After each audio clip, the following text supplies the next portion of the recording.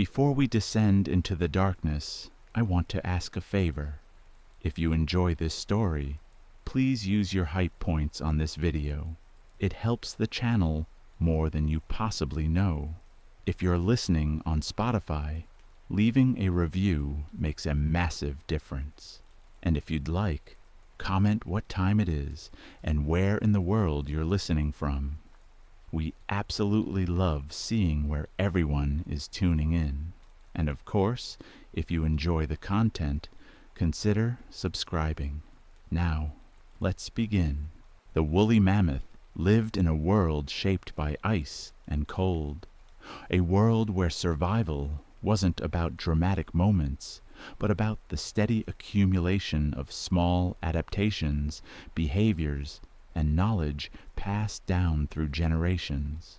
To understand what life was like for these enormous creatures, we need to first understand the landscape they inhabited, not as a backdrop, but as the fundamental context that shaped every aspect of their existence.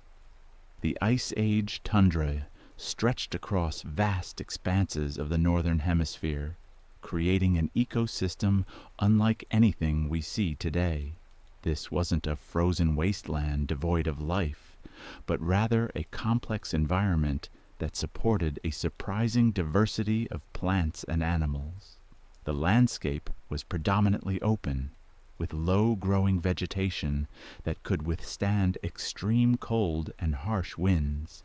Grasses, sedges, and hardy shrubs formed a carpet across the ground, interspersed with patches of moss and lichen that clung to rocks and spread across the soil. The openness of this terrain meant that sight lines extended for great distances, allowing animals to see approaching weather systems, potential threats, or other members of their species from far away.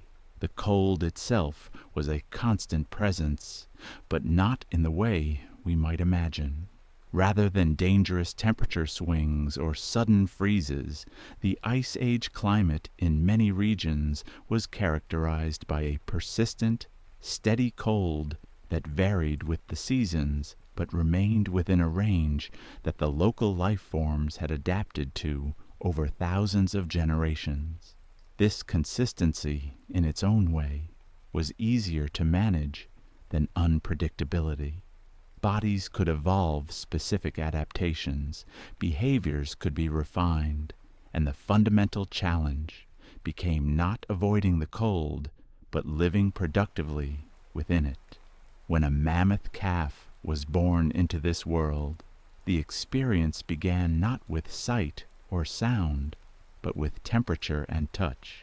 The newborn emerged into air that would feel shockingly cold to us. But the calf's first moments were cushioned by the immediate presence of the mother's body and the surrounding herd members. Adult mammoths would position themselves around the birth site, creating a living windbreak that reduced the chill and provided a zone of relative warmth. The calf's wet skin needed to dry quickly to prevent dangerous heat loss, and the mother would use her trunk to help clear fluids and stimulate the newborn's circulation. Within the first hour of life, the calf would attempt to stand, a process that involved multiple attempts, wobbly legs, and persistent effort. The drive to stand came from deep instinct, because a mammoth that couldn't stand couldn't nurse, couldn't walk with the herd, and couldn't survive. The calf's legs, though seemingly too long and unstable for the body they supported, were already equipped with the basic structure they would need for a lifetime of walking. The joints, tendons, and muscles just needed to learn how to coordinate, how to respond to the brain's commands, and how to maintain balance on uneven ground. The first successful standing was followed quickly by the search for milk. The mother's mammary glands were located between her front legs, positioned so that the calf could nurse while both animals stood. This arrangement allowed for feeding even while the herd was moving slowly, an important adaptation for animals whose survival often depended on continuous, gradual migration. The milk itself was rich in fat and nutrients, providing not just calories, but also the building blocks for rapid growth and, critically, for developing the insulating layers of fat that would become essential for cold tolerance. During these earliest days and weeks, the calf's world was defined almost entirely by proximity. The herd moved as a cohesive unit, with calves remaining close to their mothers and surrounded by other adults who functioned as aunts, sisters, and protective guardians. This social structure wasn't just about protection from predators. It was about heat management, learning, and the transmission of knowledge. Young calves could observe how adults selected feeding sites, how they used their trunks to manipulate vegetation, how they responded to changes in weather, and where they chose to rest during different parts of the day. The mammoth's trunk deserves particular attention, because it was perhaps the most remarkable tool in the animal kingdom, a fusion of nose and upper lip that had evolved into an appendage of extraordinary sensitivity and versatility. For a young calf, learning to use the trunk was a gradual process that occupied much of the first year of life. Initially, the trunk seemed almost to get in the way, flopping about without much purpose while the calf nursed and walked. But through trial and error, through observation of adults, and through the simple passage of time, allowing neural pathways to mature, the calf began to discover what the trunk could do. The trunk contained no bones, but was instead composed of an intricate network of muscles, approximately 40,000 individual muscle units working in coordination. This gave it an almost infinite range of motion and a delicacy of control that allowed mammoths to pluck a single blade of grass or lift a heavy log with equal ease. The tip of the trunk featured finger-like projections that could grasp and manipulate objects with surprising precision. For a young mammoth, the trunk became a tool for exploring the world, touching ice to understand its temperature and texture, feeling the wind to gauge its strength and direction, investigating new plants to assess their edibility, and maintaining physical contact with herd members for reassurance and social bonding. Feeding, once the calf began to supplement nursing with vegetation, became the dominant activity of daily life. Mammoths were herbivores with enormous caloric needs. An adult could consume upward of 300 pounds of plant material in a single day during the growing season. This meant that feeding wasn't a discrete event that happened at specific times, but rather an ongoing process that occupied most of the daylight hours and continued, to some extent, even at night. The herd would move slowly across the landscape, each individual grazing as they went, creating a pattern of movement that was measured in miles per day rather than miles per hour. The types of plants that mammoths ate varied with the season and location, but the foundation of their diet consisted of grasses, sedges, and other herbaceous plants that grew low to the ground. These plants weren't particularly nutritious on a per-bite basis, which meant that mammoths had to process enormous volumes to meet their energy needs. Their teeth were specially adapted for this task, large, ridged molars that worked like grinding plates to break down tough, fibrous plant material. Unlike human teeth, which are permanent once the adult set comes in, mammoths had a conveyor belt system of tooth replacement. New molars would form at the back of the jaw and gradually moved forward as the front teeth wore down and were eventually shed. Over a lifetime, a mammoth would go through 6 sets of molars, with the final set needing to last through old age. The physical mechanics of eating involved more than just the mouth and teeth. The trunk pulled up grasses and other plants, sometimes in large clumps if the vegetation was dense, other times selecting individual plants with care. The trunk would transfer this material to the mouth, where the tongue and cheek muscles worked with the grinding teeth to begin the digestive process. Like modern elephants, mammoths were not particularly efficient digesters. Much of what they ate passed through their system without being fully broken down. This inefficiency was compensated for by sheer volume.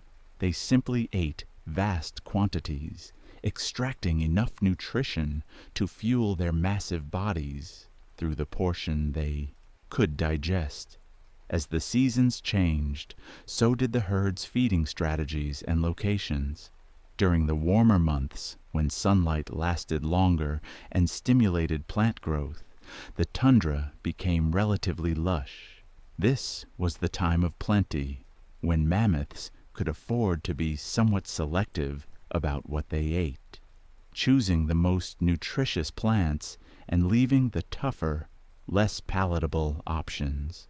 The herd would spread out more during these months, with individuals sometimes grazing several body lengths apart, loosening the tight formation that characterized colder times. Calves had more freedom to explore during this season, wandering farther from their mothers while still remaining within the general safety zone created by the herd's presence. This looser formation during good weather served multiple purposes. It reduced competition for the best feeding spots, allowed individuals to follow their own preferences and needs, and gave younger animals space to practice the skills they would need as adults. However, even during these dispersed periods, the herd maintained awareness of each member's location through vocalizations, scent, and visual contact. Mammoths could produce a range of sounds, from low-frequency rumbles that could travel for miles across open terrain to higher-pitched calls used for closer communication. These sounds helped coordinate movement, signal alarm, or simply maintain the social bonds that held the group together. When winter arrived, the transformation of both landscape and herd behavior was gradual but profound. The first changes were subtle: cooler nights, shorter days, and a slowing in the rate of plant growth. As autumn progressed, the available vegetation became less abundant and less nutritious, having completed its growing cycle and begun to dry and wither. Mammoths responded by adjusting their feeding patterns, spending more time seeking out the plants that retained the most food value, and beginning to use their trunks and feet to access vegetation that was becoming buried under the season's first snows. Snow changed the landscape in ways both obvious and subtle. The visual transformation was dramatic, as the varied browns, greens, and grays of the tundra became covered in white. But the more significant impact was on access to food. Snow, even relatively shallow accumulations, could hide the low-growing plants that formed the bulk of the mammoth diet. Mammoths dealt with this challenge through a combination of techniques that likely varied by individual preference and local conditions. They could use their trunks to sweep snow aside, revealing the vegetation underneath. They could use their feet to paw through snow, much like modern horses and bison do when seeking winter forage. And they possessed the ability to sense, perhaps through smell or through subtle visual cues, where the best feeding opportunities lay beneath the snow cover. The cold of winter, while persistent, was something mammoths were supremely well adapted to handle. Their most visible adaptation was their coat, which actually consisted of two distinct layers. The outer layer featured long guard hairs that could reach lengths of 3 feet or more, creating a shaggy appearance that helped define the mammoth's iconic silhouette. These guard hairs were relatively coarse and served primarily to shed snow and water, keeping the inner coat dry. Beneath the guard hairs lay a much denser layer of fine, soft fur that provided the actual insulation. This underfur was so densely packed that it created an effective barrier against heat loss, trapping warm air close to the skin and preventing the cold air from penetrating to the body's surface. But the coat was only one element of the mammoth's cold adaptation.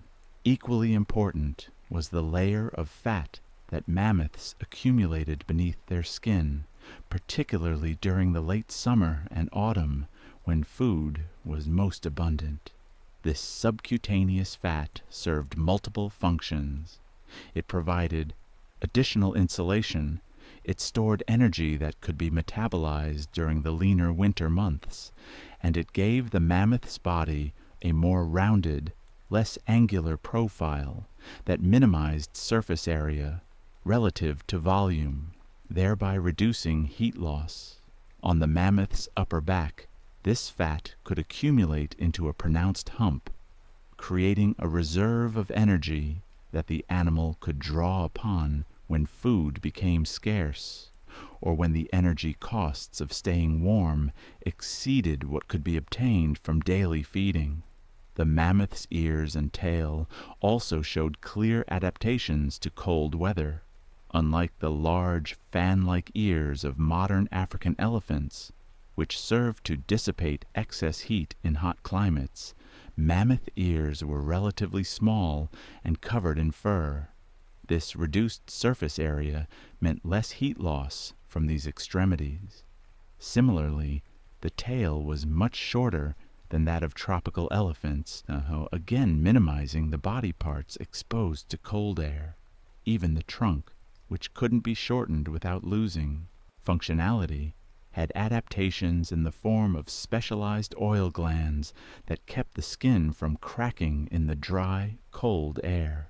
As winter deepened and the herd tightened its formation, the social dynamics of mammoth life became even more important. Bodies positioned closer together provided mutual warmth, with calves often standing directly beneath larger adults to take advantage of the heat radiating from those massive bodies. The herd's movement became more deliberate during this season, with less wandering and more focused travel along routes that led to known feeding areas or sheltered valleys where the wind was less fierce.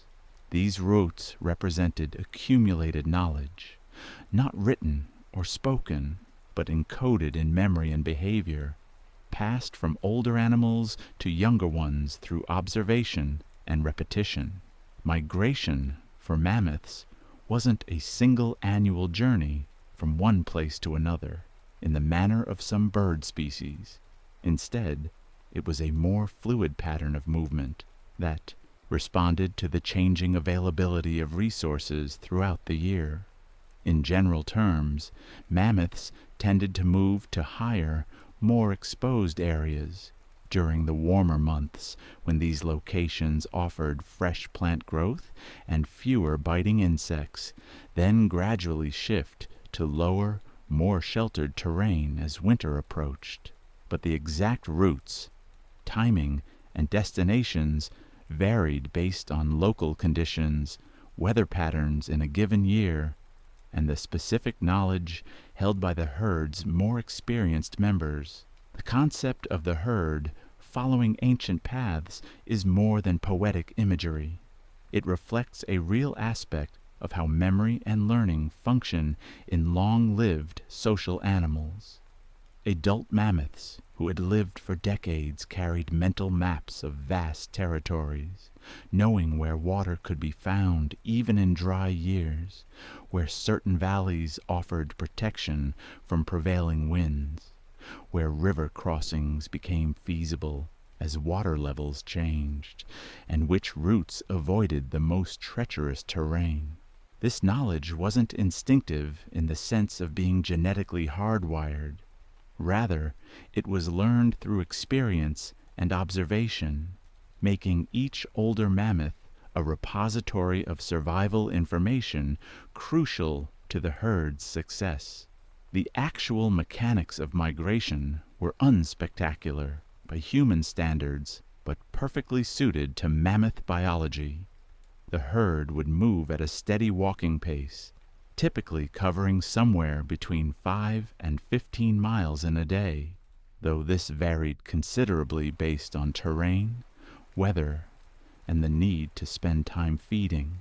The pace was slow enough that calves could keep up without exhausting themselves, and adults could feed as they traveled, plucking vegetation along the route.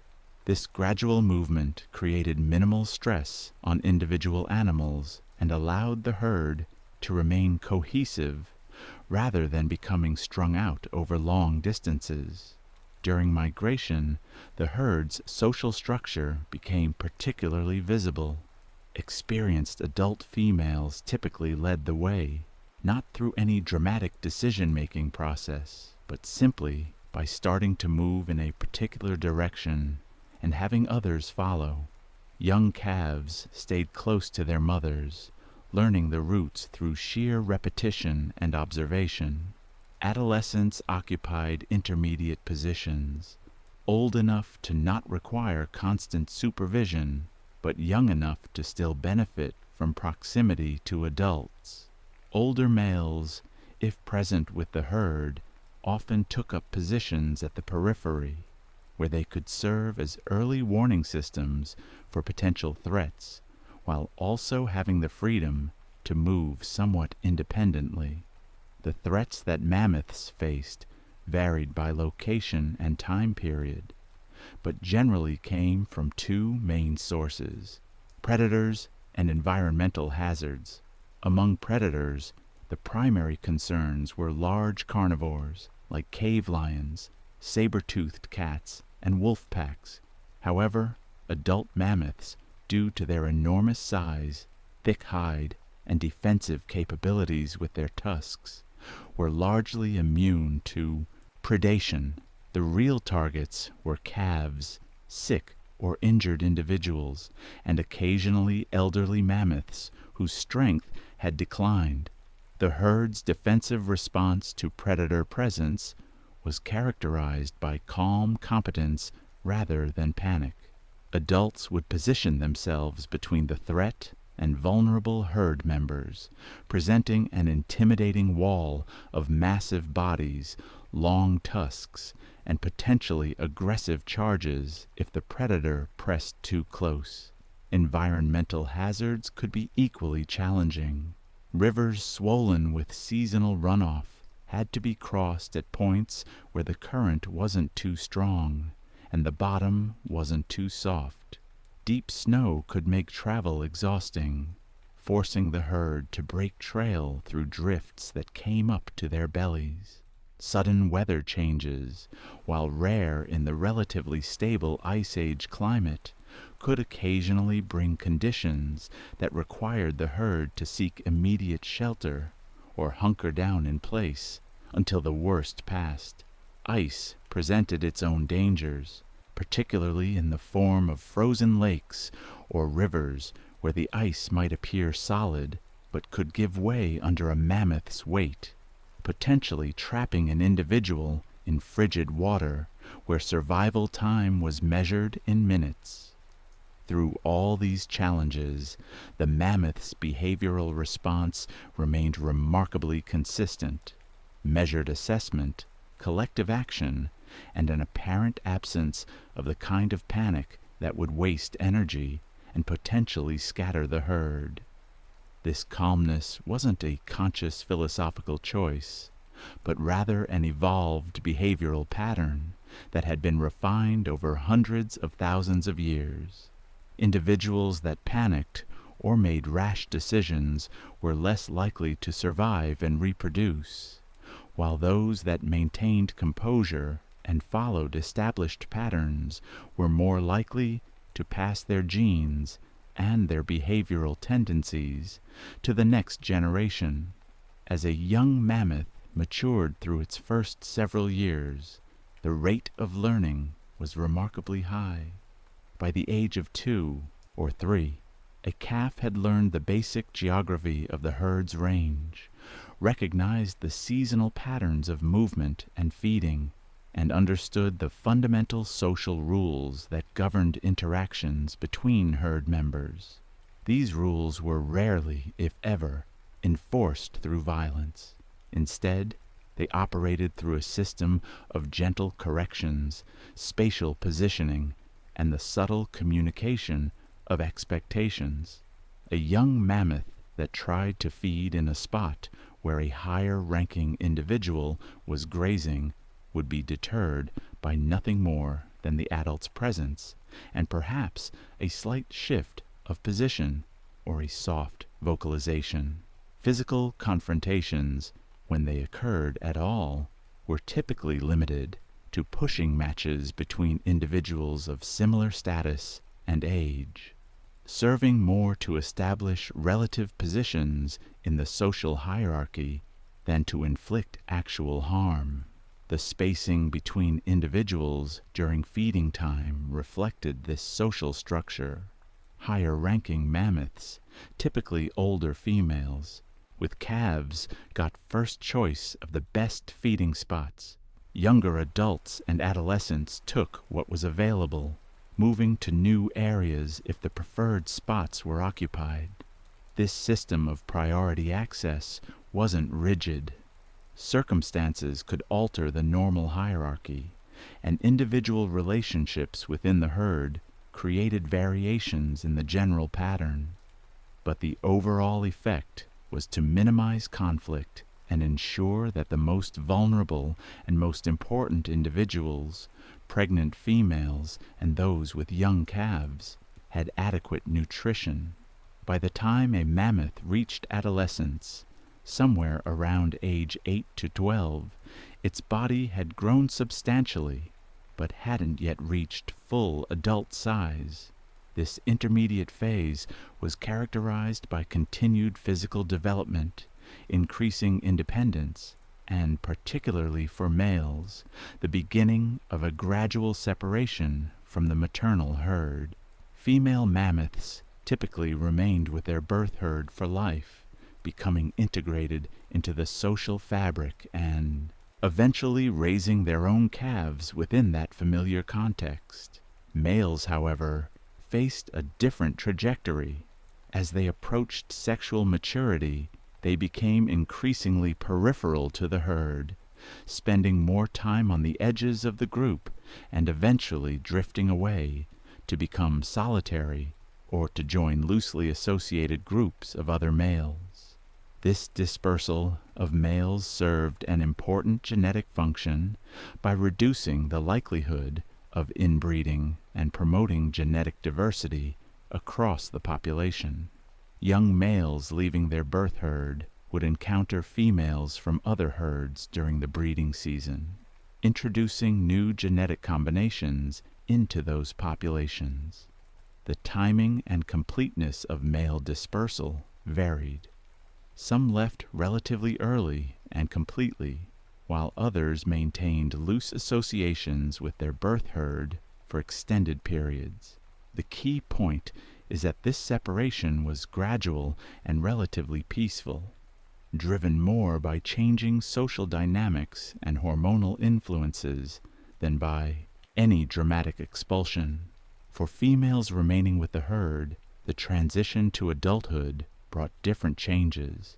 Physical maturity arrived at around age 10 to 15, at which point a female could conceive her first calf. However, successful reproduction required more than just physical capability. It also required adequate body condition, meaning sufficient fat reserves to support the enormous energetic costs of pregnancy and lactation. In lean years, even physically mature females might not reproduce, their bodies instead prioritizing survival over reproduction. This flexible reproductive strategy helped mammoth populations persist through variable environmental conditions, ramping up reproduction when resources were abundant and scaling it back during harder times. Pregnancy in mammoths lasted approximately 22 months, nearly 2 years from conception to birth. This extraordinarily long gestation period was necessary to produce a calf that was sufficiently developed to survive the harsh conditions it would face immediately upon birth. A newborn mammoth weighed around 200 pounds and stood roughly 3 feet tall at the shoulder, already a substantial animal by most standards, though small compared to its mother. The long pregnancy also meant that female mammoths could produce, at most, 1 calf every 3 to 4 years, even under ideal conditions. Combined with the long period of juvenile dependence, during which calves relied on their mothers for protection, guidance, and nutrition. This meant that each successful reproductive event represented a significant investment of time and resources. The actual birth process, while we can't observe it directly in mammoths, can be reasonably inferred from what we know about elephant births and mammoth biology. Labor would likely have lasted several hours, with the herd remaining in a relatively protected location during this vulnerable time. The calf would be born in a protective circle of adult bodies, reducing exposure to wind and providing immediate security. The mother would use her trunk to help clear the birth membranes and stimulate the newborn to breathe and stand. Other females in the herd, particularly those with their own calves or previous reproductive experience, would remain close, ready to assist if needed, and to provide additional protection for the vulnerable newborn. The first days and weeks of a calf's life were the most dangerous, with mortality rates highest during this period. Challenges included predation, harsh weather, difficulty nursing or keeping up with the herd, and various health issues that could arise despite the mother's care. Calves that survived these initial weeks had progressively better chances of reaching adulthood as they grew larger, more capable, and more knowledgeable about their environment. By the end of the first year, a calf would have doubled or tripled its birth weight, developed a full winter coat, and become a competent walker capable of keeping pace with the herd during daily movements and seasonal migrations. The bond between mother and calf was central to the young mammoth's survival and development. This relationship extended far beyond basic care, encompassing the teaching of skills, the transmission of knowledge about the landscape and its resources, and the provision of emotional security in a challenging environment. Mammoths, like modern elephants, appear to have been capable of forming strong emotional attachments, showing behaviors that suggested grief when herd members died, maintaining long-term social relationships with specific individuals, and displaying what can only be described as affection through physical contact, vocalizations, and coordinated activities. As an adult mammoth settled into the middle years of life, existence took on a quality of rhythmic repetition. Each year brought the same basic cycle: the gradual warming of spring and the expansion of feeding opportunities, the abundance of summer and the loosening of the herd structure. The cooling of autumn and the need to build fat reserves, the challenges of winter and the tightening of social bonds. Within each season, the daily pattern remained consistent: feeding, resting, moving, socializing, and maintaining the physical condition necessary to survive and potentially reproduce. The landscape itself became intimately familiar through this repetition. An adult mammoth would recognize specific features of the terrain: particular hills, distinctive rock formations, notable river bends, and favored feeding areas. These landmarks served as mental waypoints in the internal maps that guided seasonal movements. More subtly, the mammoth would develop a feel for the terrain, understanding how different types of ground affected walking, where certain soil conditions led to better plant growth, and how local topography influenced wind patterns and snow accumulation. This detailed environmental knowledge made the landscape feel less like an external space to traverse and more like a known territory to inhabit. Feeding, while it remained the primary daily activity throughout adulthood, became more efficient as animals gained experience. An adult mammoth developed preferences based on individual taste and experience, learning which plants provided the best nutrition at different times of the year, which ones could be safely ignored as offering little value, and which might be worth eating only when preferred options weren't available. The trunk's sensitivity allowed for sophisticated assessment of potential food. Texture could indicate toughness or freshness. Scent could reveal chemical composition, and even subtle variations in temperature might provide information about a plant's condition. During particularly challenging feeding conditions, such as when snow covered the ground or when summer drought had reduced plant growth, mammoths demonstrated problem-solving abilities in accessing nutrition. Archaeological evidence suggests they would use their tusks to break through ice to reach water, dig through snow and soil to access roots and tubers, and strip bark from shrubs and small trees when other food sources were scarce. These behaviors required not just physical capability, but also the cognitive ability to recognize a problem, conceive of a solution, and execute the necessary actions. A level of intelligence that places mammoths among the more cognitively sophisticated animals to have lived on Earth. The tusks themselves were remarkable structures that grew continuously throughout a mammoth's life, potentially reaching lengths of 15 feet or more in large males. These were actually enormously elongated incisor teeth, composed primarily of dentine and covered with a thin layer of enamel that wore away relatively quickly, leaving the dentine exposed. The tusks curved in complex patterns, sometimes forming spirals or other distinctive shapes, depending on how the animal used them and how they naturally grew.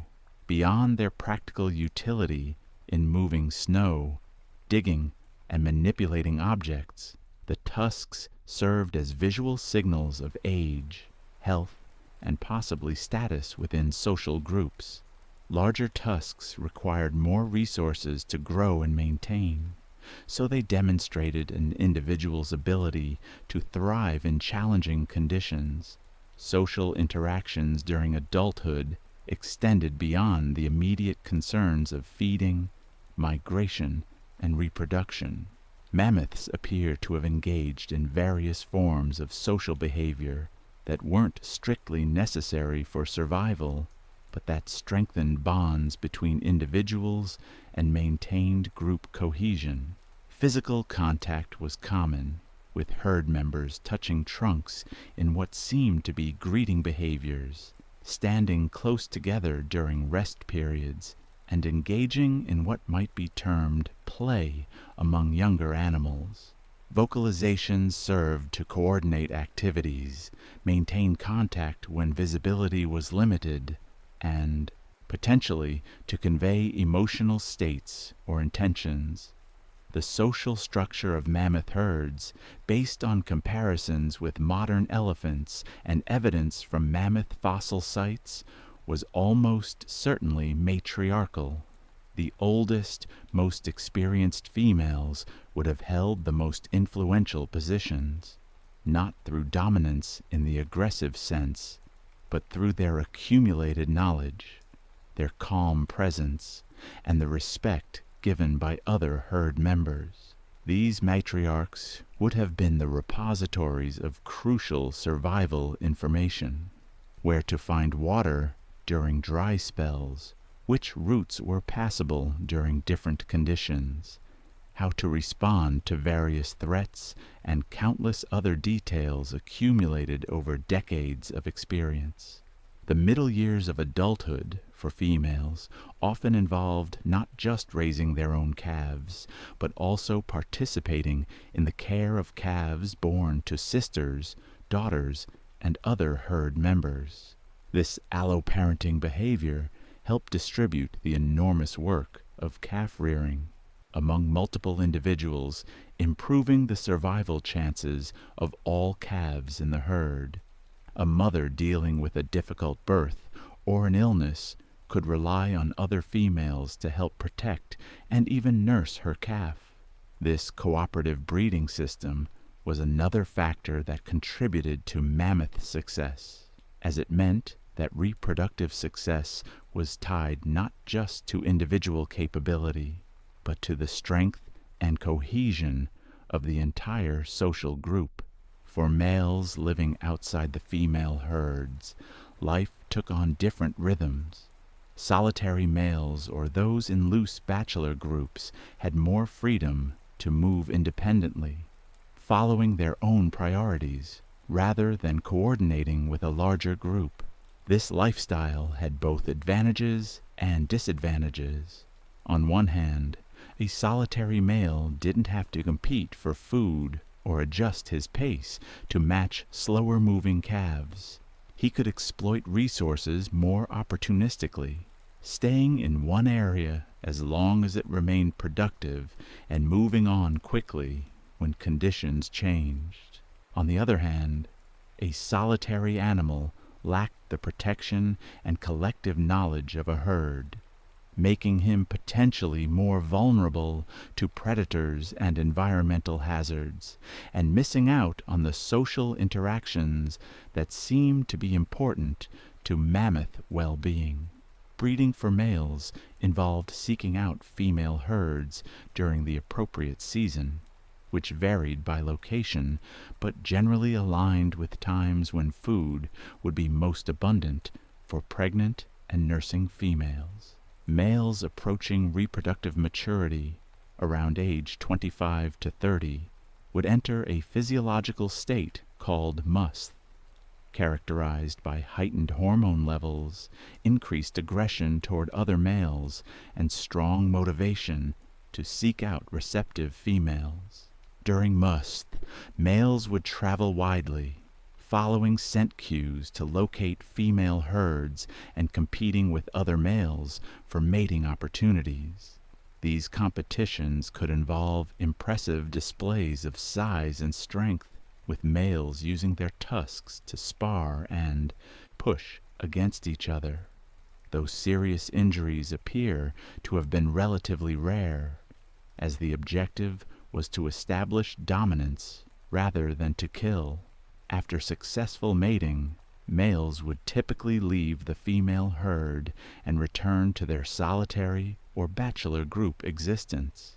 The entire burden of pregnancy, birth, and calf rearing fell on the females and their supporting herd structure. This reproductive strategy, while it might seem unfair by human standards, was highly effective from an evolutionary perspective. It allowed males to potentially father multiple offspring across different herds, while females could focus their energy on successfully raising the calves they produced, supported by the stable social structure of the maternal herd. The long reproductive cycle of mammoths, with multi-year pregnancies, extended periods of calf dependency, and relatively late sexual maturity, meant that population growth was necessarily slow. Mammoth populations couldn't bounce back quickly from catastrophic events the way faster reproducing species could.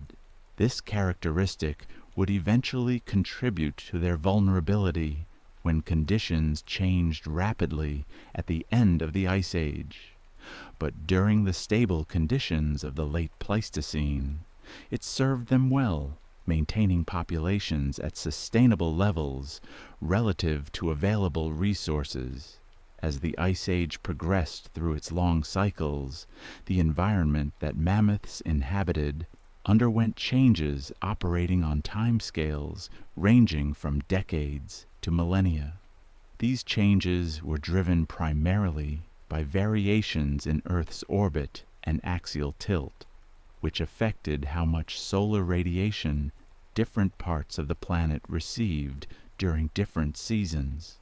When these orbital parameters favored ice accumulation, glaciers expanded, sea levels dropped, and the climate became colder and drier. When they favored ice melting, the opposite occurred.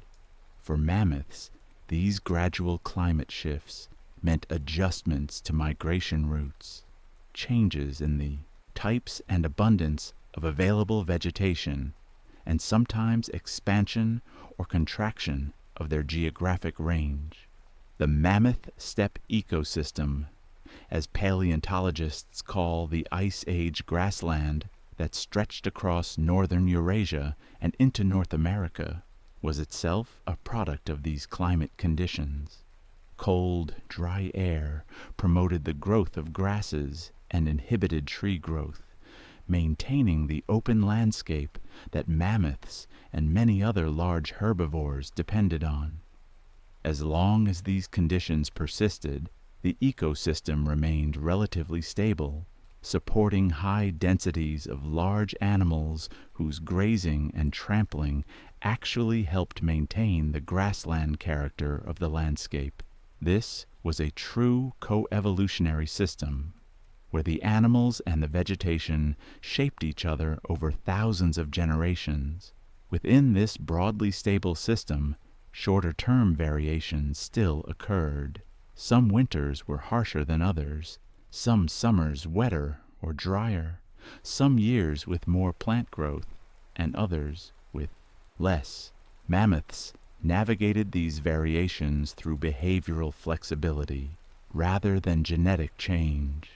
In years when snow depth made feeding difficult, they would spend more time in wind-swept areas where snow cover was thinner, or they would increase their use of woody browse from shrubs and trees. In years when water sources were scarce, they would adjust their migration routes to pass through areas where permanent waterholes existed, or they would dig in dry stream beds to access groundwater. The presence of humans in the mammoth's world began to increase significantly around 40,000 years ago, though humans and mammoths had coexisted in some regions for much longer. For most of this period, humans were simply another element of the landscape, another predator, albeit one with unusual capabilities. Early human groups hunted mammoths opportunistically, taking advantage of individuals that had died naturally or that could be separated from the herd and killed with coordinated spear attacks. The impact of this hunting on mammoth populations was probably minimal during most of the Ice Age, as human populations were small and mammoths were abundant across vast territories. From the mammoth's perspective, humans would have been recognizable as a potential threat, but not necessarily the dominant concern they would later become. A herd that spotted a group of humans at a distance might alter course to maintain separation, or it might simply continue with its normal activities if the humans didn't appear to be approaching aggressively. The key point is that humans were part of a complex landscape that included multiple potential dangers, and mammoths had evolved behavioral strategies, vigilance, herd cohesion, protective positioning of vulnerable members that served them well against various threats without requiring specific adaptations to any single one. As individual mammoths aged beyond their prime adult years, the changes were gradual and subtle at first. A mammoth in its 40s might still appear robust and capable, but close observation would reveal slightly slower movements, longer rest periods, and a tendency to choose easier paths when the herd was traveling. The body's repair and maintenance systems, which had functioned efficiently for decades, began to work less perfectly. Injuries took longer to heal. Fat reserves became harder to maintain during winter, and the gut's ability to extract nutrition from food gradually declined. These weren't dramatic changes, but rather a slow accumulation of small decrements that collectively constituted aging. By the 50s and beyond, these changes became more pronounced. An elderly mammoth's tusks would show extensive wear, sometimes broken or damaged from decades of use. The final set of molar teeth would be wearing down, and as they did, feeding became progressively more difficult and less efficient. The coat, while still providing insulation, might appear less sleek and full, with patches of wear or damage that no longer regenerated as completely. Movement became more deliberate and cautious, with a preference for flatter terrain and a reluctance to ford rivers or climb steep slopes that would have been navigated easily in younger years. The herd's accommodation of elderly members reflected the value that mammoth society placed on experience and the bonds between individuals. Rather than abandoning animals who slowed down, the herd adjusted its pace, taking more frequent rest breaks and spending longer periods in areas with good feeding. This behavior was probably reinforced by the fact that elderly mammoths, particularly females, still carried valuable knowledge about the landscape, weather patterns, and survival strategies. A matriarch who had lived for 60 or more years had experienced every type of environmental variation the region could offer, and her calm presence and informed decision-making during crises could be crucial to the herd's survival. There likely came a point, however, when an elderly mammoth could no longer keep up with even the herd's adjusted pace, or when feeding became so difficult that maintaining body weight was impossible. As this happened, the individual would spend more time resting, gradually eating less, and slowly weakening. The end, when it came, was probably quiet, a time when the old mammoth simply lay down to rest and didn't rise again. The body's systems, strained beyond their capacity to maintain basic functions, would shut down gradually, circulation slowing, breathing becoming shallower, awareness fading into unconsciousness, and then cessation.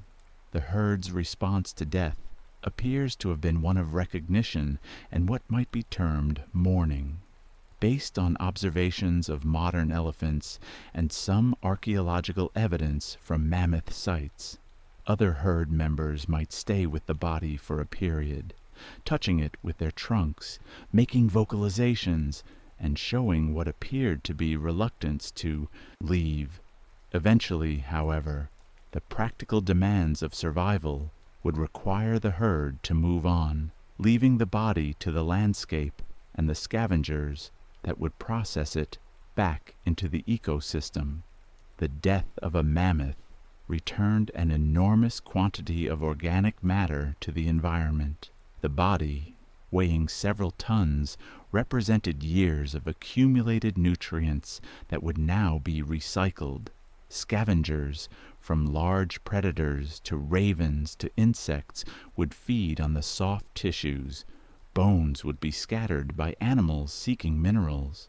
Over years and decades, even the massive bones would break down, weathered by freeze-thaw cycles, dissolved by acidic soils, and fragmented by the trampling of other large animals.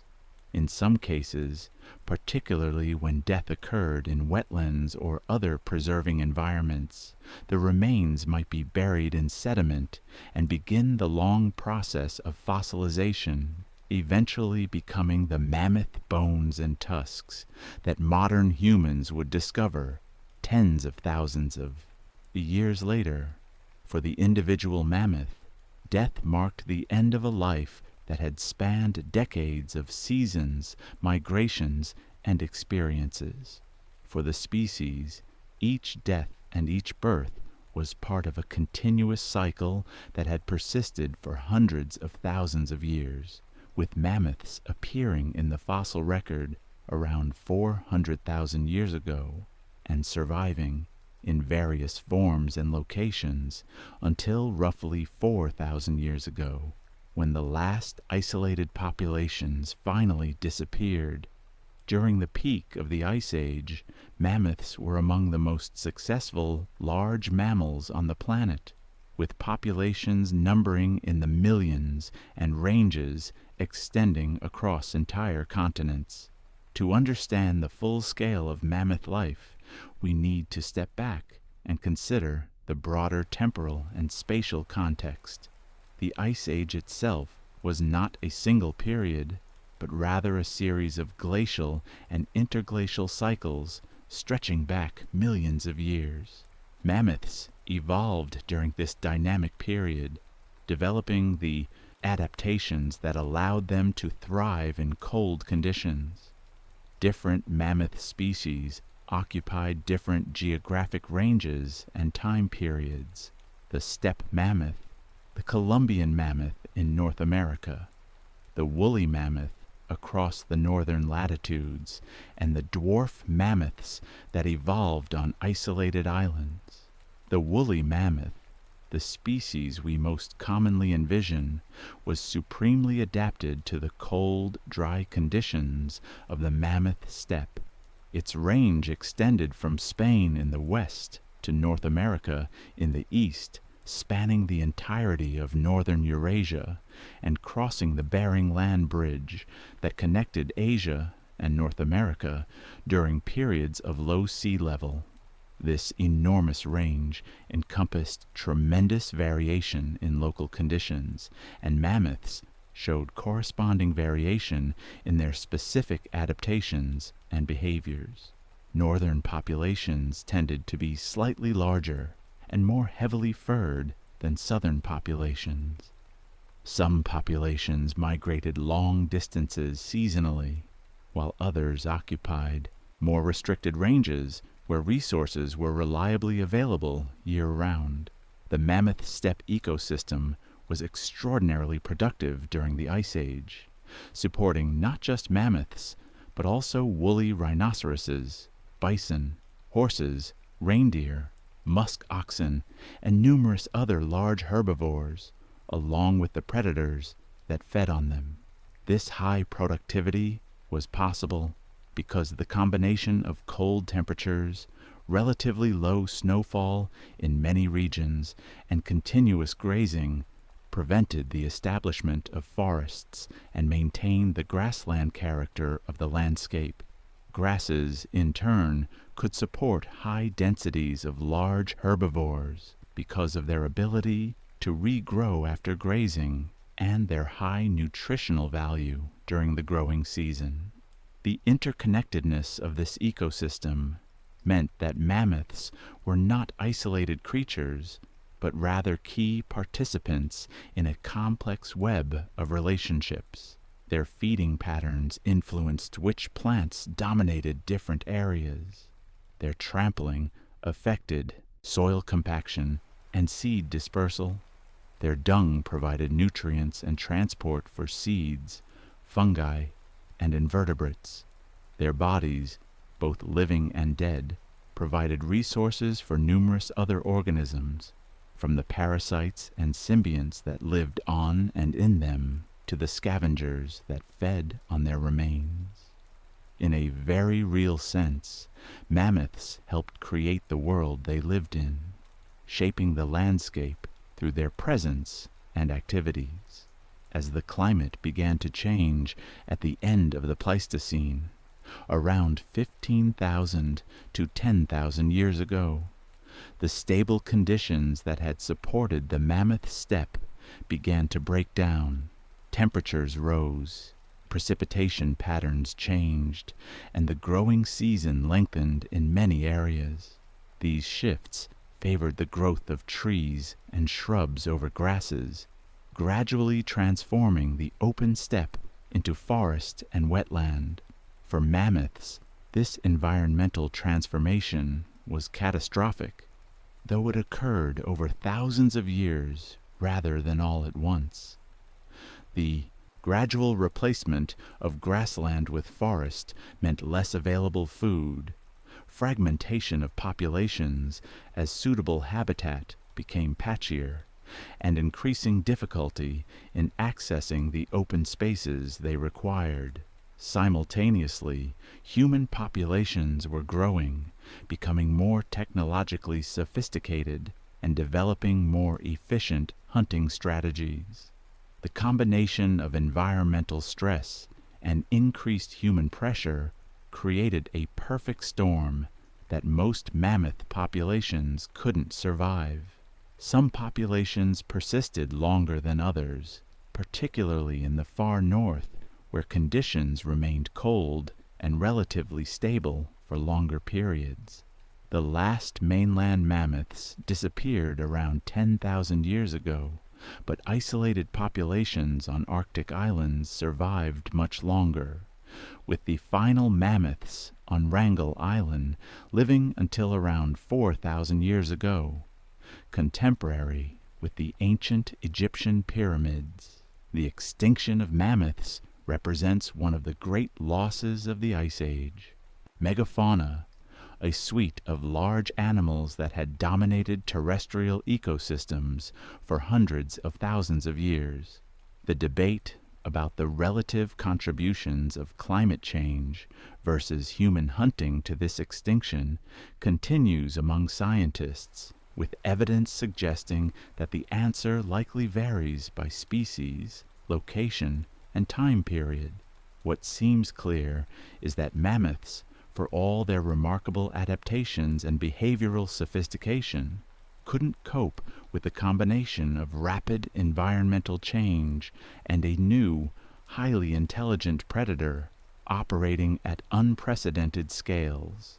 Yet, for hundreds of thousands of years before their extinction, mammoths were one of the great success stories of large mammal evolution. They thrived across an enormous geographic range, survived multiple glacial cycles, and successfully competed with numerous other species for resources. Their adaptations, the fur, the fat, the trunk, the social structure, the behavioral flexibility, represented the culmination of hundreds of thousands of years of evolution, fine-tuning an organism to match its environment. The fact that they eventually succumbed to changes beyond their ability to adapt doesn't diminish the remarkable achievement of their long persistence and widespread success. For a mammoth living during the stable period of the Ice Age, life was not a struggle in the dramatic sense, but rather a steady negotiation with a demanding but predictable environment. The cold was constant but manageable. Food required effort to obtain, but was reliably available for those who knew where to look and were willing to work for it. Threats existed, but could be mitigated through vigilance, cooperation, and the wisdom encoded in herd behavior and memory. The overall impression is of a life that was challenging but sustainable, difficult but not desperate, active but not frantic. In imagining the subjective experience of a mammoth, we must be cautious about anthropomorphizing or projecting human emotions and concerns onto an animal with a fundamentally different neurology and existence. Yet mammoths were intelligent, social animals with complex behaviors and long-term memories. It seems reasonable to suggest that a mammoth might have experienced something akin to contentment when feeding in a productive meadow on a calm day, surrounded by familiar herd members. There might have been something like satisfaction in the rhythmic work of feeding, the steady motion of walking, the deep comfort of resting with the herd after a long day. Even if these weren't emotions in the human sense, they were states of being that represented the animal functioning well within its environment, its needs being met, its life unfolding as evolution had prepared it to unfold. The cycle of seasons would have been familiar and, in its own way, comforting. The challenges of each season were known quantities, met with tried and tested strategies.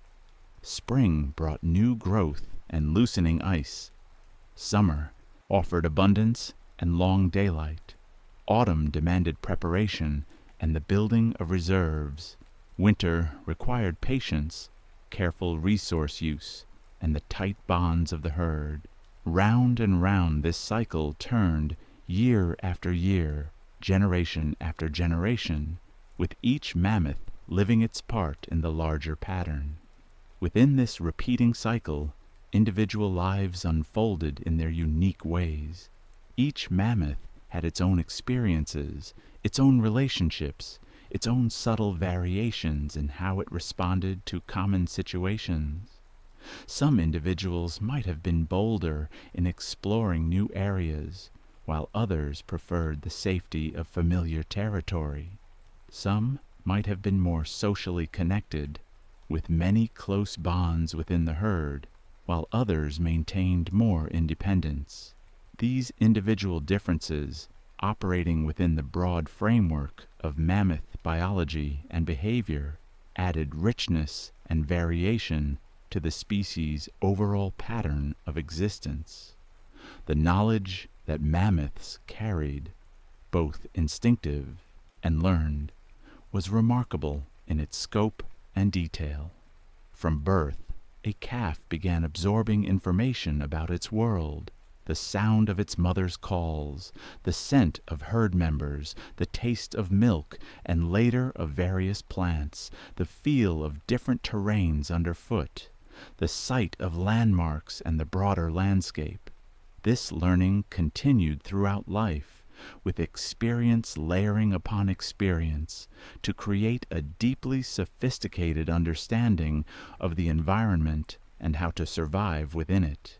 An elderly mammoth possessed knowledge about feeding strategies, migration routes, water sources, weather patterns, social dynamics, predator behavior, and countless other topics relevant to survival.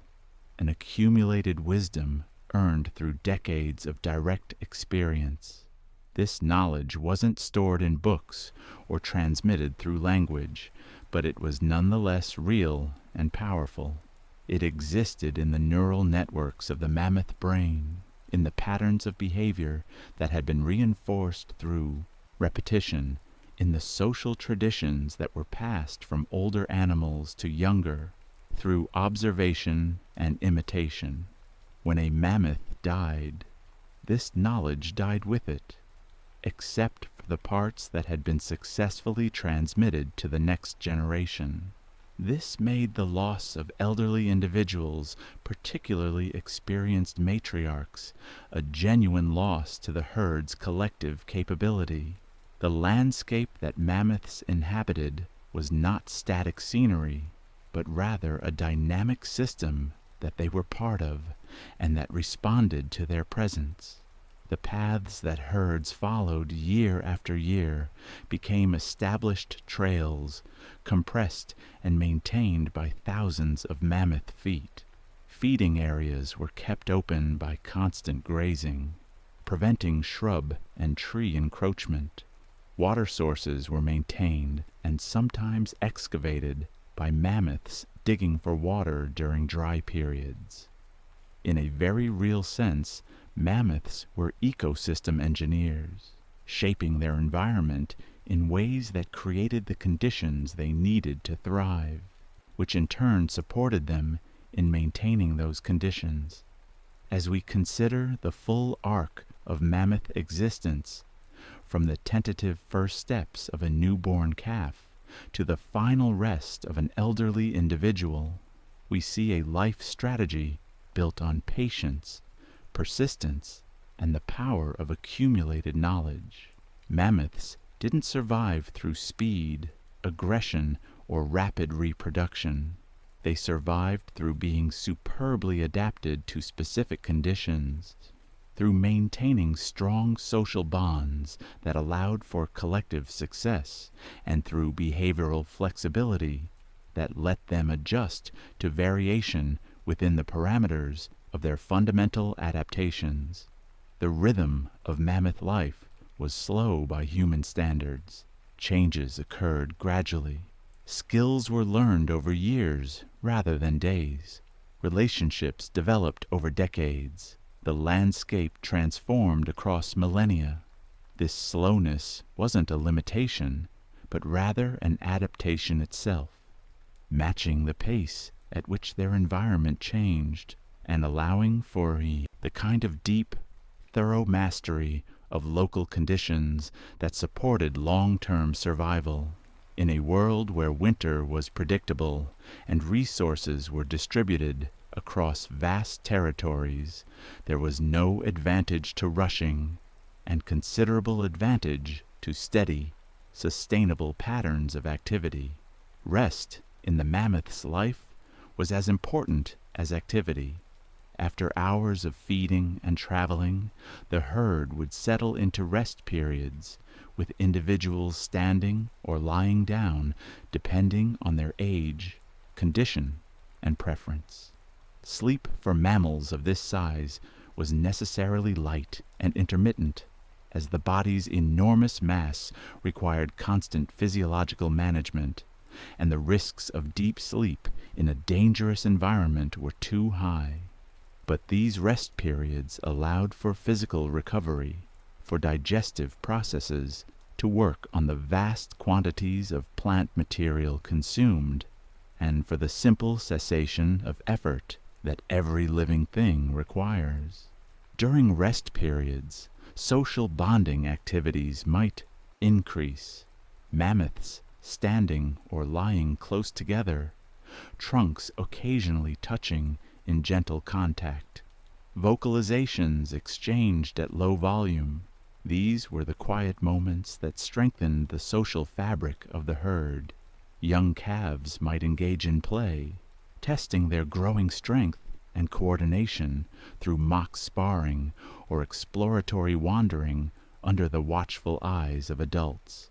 These interludes of rest and social connection were woven throughout each day, punctuating the primary activities of feeding and traveling. The sounds of the mammoth world would have been distinctive. The low rumbles of communication between individuals, sometimes at frequencies below human hearing. The rhythmic sounds of chewing and breathing. The crack of breaking ice or wood as tusks were employed. The soft thuds of massive feet on various surfaces. The whistle of wind through long guard hairs, the subtle sounds of a herd in motion, coordinated but not silent. These were the ordinary sounds that filled a mammoth's days, the acoustic landscape as familiar as the visual one. Scent was another crucial sensory modality for mammoths, though one we humans can hardly imagine with our limited olfactory capabilities. The trunk in addition to its mechanical functions, served as an extraordinarily sensitive scent detection organ. Mammoths could likely detect water from miles away, identify individual herd members by scent, assess the reproductive status of potential mates, detect predators before seeing them, and gather information about their environment through chemical cues we would never notice.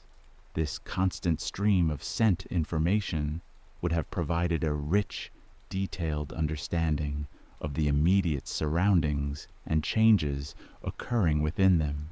Touch, too, was important beyond its practical applications.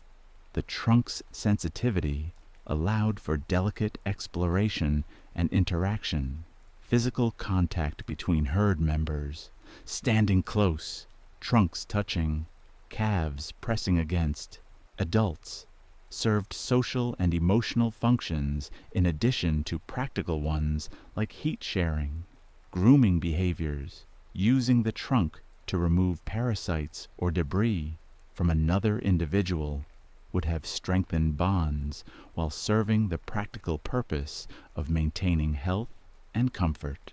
These tactile interactions were part of the everyday texture of social life. Vision in mammoths was probably good, though not exceptional by mammalian standards. The eyes, positioned on the sides of the head, provided a wide field of view that helped detect predators and maintain awareness of herd members' positions. Color vision, if present, would have been useful in assessing plant quality and perhaps in social signaling. The ability to perceive motion was probably well developed, allowing quick detection of approaching threats or straying calves. While vision wasn't the dominant sense the way it is for humans, it was nonetheless an important component of how mammoths perceived and navigated their world. The integration of all these senses, sight, sound, scent, touch, and taste, created a unified perceptual experience that guided behavior and decision-making. A mammoth feeding in a meadow wasn't just mechanically consuming plants, it was simultaneously monitoring the herd's position through sound and peripheral vision, sampling the air for scent information about weather and potential threats, feeling the texture and temperature of plants with its trunk, and tasting what it consumed to assess nutritional value. This constant multisensory monitoring created a richly detailed awareness of the environment that allowed for appropriate responses to changing conditions.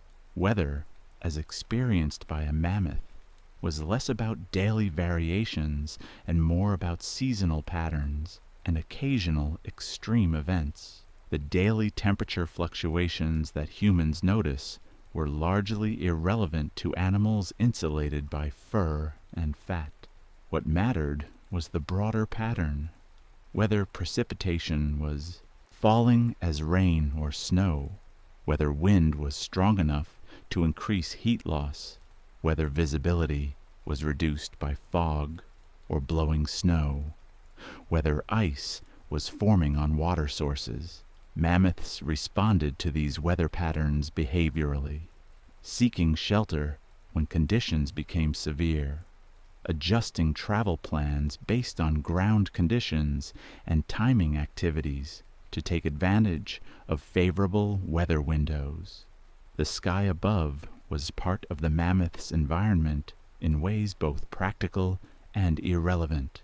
The sun's position helped orient daily and seasonal patterns with the long summer days of the Arctic, allowing for extended feeding periods, and the long winter nights requiring rest and energy conservation.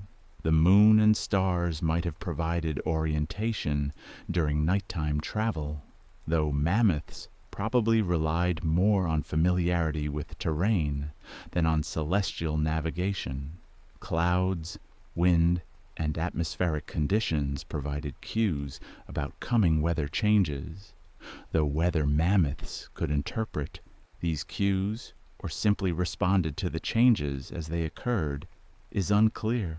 The seasonal extremes of the Ice Age Arctic, midnight sun in summer and midday twilight in winter, created dramatically different conditions for activity and rest.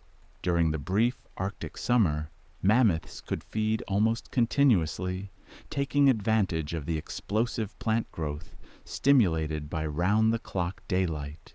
This was the time for building fat reserves, for growing, for calves to develop strength before winter arrived.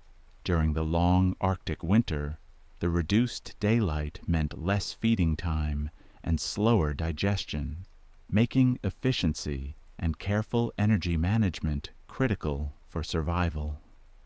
The herd's daily rhythm would adjust to these seasonal extremes, remaining flexible while maintaining the basic patterns of feeding, resting, and social interaction. As we draw this exploration of mammoth life toward its close, we return to the fundamental observation that dominated their existence: steadiness. Mammoths were not dramatic creatures, despite their impressive size and iconic appearance. Their lives were characterized by routine, repetition, and the patient application of tried strategies to familiar challenges. This steadiness was their strength, allowing them to persist through countless generations in an environment that was challenging but consistent in its challenges. The individual mammoth, whose life we've traced from birth to death, represents just one thread in an enormous tapestry of mammoth existence stretching across hundreds of thousands of years and millions of individual lives. Each of those lives had its own particular circumstances, its own successes and failures, its own trajectory through the stages of development, maturity, reproduction, and aging. Yet all shared the fundamental patterns we've explored: the importance of the herd, the rhythm of seasons, the central role of feeding, the gradual accumulation of knowledge, and the eventual return to the landscape from which they came. In the quiet darkness of rest, after a day of steady feeding and gentle movement across familiar terrain, a mammoth would stand with its herd, surrounded by the warmth of other massive bodies, the soft sounds of breathing, and occasional vocalizations, the scent of fur and grass and cold air. There was safety in this closeness, comfort in the familiar routine, and a kind of rightness in the match between the animal's capabilities and the demands of its environment.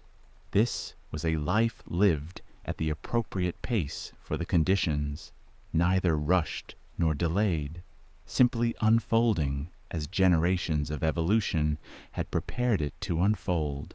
For a human listening to this account while drifting toward sleep, there might be something comforting in contemplating the mammoth's existence. Life reduced to its essentials: food, shelter, social connection, movement through space and time, rest when tired, activity when rested. The mammoth didn't worry about past or future, didn't question its choices, didn't lie awake, troubled by abstract concerns.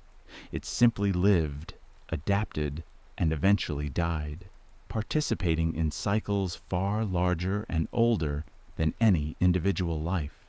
There's a simplicity to this that can feel restful to contemplate. The mammoth moved through its world with the patience born of evolutionary time, shaped by hundreds of thousands of years of selection for the traits and behaviors that worked in Ice Age conditions. Every aspect of its biology made sense in context: the fur for insulation, the fat for energy storage, the trunk for manipulation and sensing, the social structure for protection and knowledge transmission, the slow reproduction for stable populations, the long lifespan for accumulating experience. Nothing was random. Everything fit together into a coherent whole, adapted to a specific way of life. In the end, the mammoth's story is one of belonging. Belonging to a herd, belonging to a landscape, belonging to a particular moment in Earth's long history. For the hundreds of thousands of years that conditions supported their way of life, mammoths were supremely successful, living lives that worked, that persisted, that mattered in the grand scheme of ecosystem function and evolutionary time. That these conditions eventually changed and mammoths could not adapt quickly enough doesn't diminish the significance of those long millennia of successful existence. As snow falls gently on an ice age landscape, covering the endless tundra in fresh white, a mammoth herd moves slowly through the gathering darkness. Breath fogs and fades, feet compress snow with steady rhythm. Bodies maintain warmth through fur and fat and the simple presence of each other. The wind carries cold across open ground, and the herd walks on, patient and persistent, following routes known through repetition, seeking food and shelter and the continuation of patterns older than memory.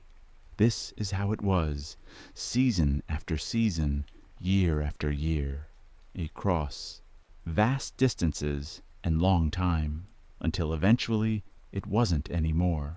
But for now, in this imagined moment, the herd continues, and the mammoth's life unfolds in its ancient rhythm, neither hurried nor hesitant, simply present in the cold and the darkness and the familiar comfort of movement and rest.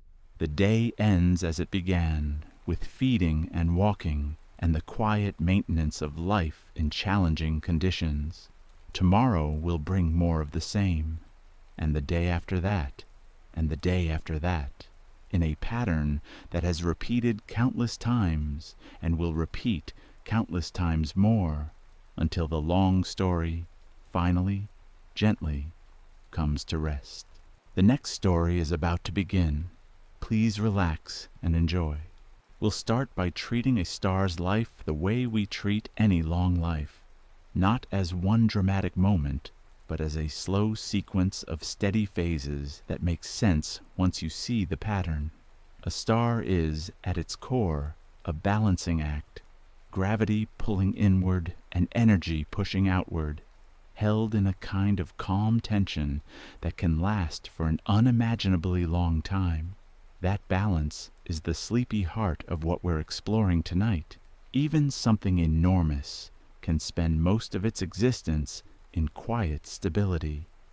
First comes the before, when there is no star yet, only a spread-out mix of gas and dust in a region of a galaxy where material happens to be a little denser than elsewhere. Picture a cloud in space, not the white puffy kind you see from an airplane window, but something far more diffuse, stretching across distances that would take light years to cross. These clouds are called molecular clouds, and they're made mostly of hydrogen, the simplest and most abundant element in the universe, along with a smaller amount of helium and just traces of heavier elements. The cloud sits there in the dark between existing stars, cold and dim, with temperatures that might hover around 10 or 20 degrees above absolute zero. At those temperatures, molecules move sluggishly, and the cloud seems almost perfectly still from a human perspective, though of course nothing in space is ever truly motionless. Over time, tiny differences in density matter. Gravity doesn't need urgency, it only needs patience. Even in a cloud this spread out, where atoms are separated by vast empty spaces, gravity is always present, always pulling. Every particle of matter attracts every other particle, even if the force is vanishingly small. In most of the cloud, this gentle inward pull is balanced by the slight outward pressure from the random motion of gas particles and perhaps by magnetic fields threading through the cloud. But in regions where the cloud happens to be just a little denser, perhaps because of a passing shock wave from a nearby supernova or the compression from a spiral arm of the galaxy, or simply random fluctuation, gravity has a bit more to work with. In these slightly denser regions, the pull becomes incrementally stronger because there's more mass in a given volume, and that stronger pull attracts more material from the surroundings, which makes the region denser still, which increases the gravitational pull further. It's a feedback loop, but one that unfolds over timescales that make human lifetimes look like quick flickers. The cloud slowly gathers itself, and as it gathers, it begins to change state, not suddenly, but inevitably, becoming more compact, more coherent, more like a single future object rather than a loose environment. As the material falls inward, it doesn't fall perfectly. The cloud has some rotation to begin with, inherited from the motion of the galaxy itself and from local turbulence in the interstellar medium. Angular momentum means it tends to flatten into a rotating structure as it contracts, much like a spinning ice skater pulls in their arms and spins faster, or like pizza dough spreads into a disk when you spin it. The collapsing cloud forms what astronomers call a protostellar disk, with material spiraling inward toward a growing central concentration. Collisions within the gas turn motion into heat. When gas particles fall toward the center, they speed up, converting gravitational potential energy into kinetic energy, the energy of motion. But these particles don't fall in isolation. They bump into other particles, and those collisions randomize the directed inward motion into random thermal motion, which we experience as heat. The temperature starts to climb, especially near the center, where the density is highest and collisions are most frequent. At this stage, the star is still a work in progress, a protostar, fed by continuing inflow from the surrounding disk and envelope, growing more massive, more pressurized, and warmer at its center.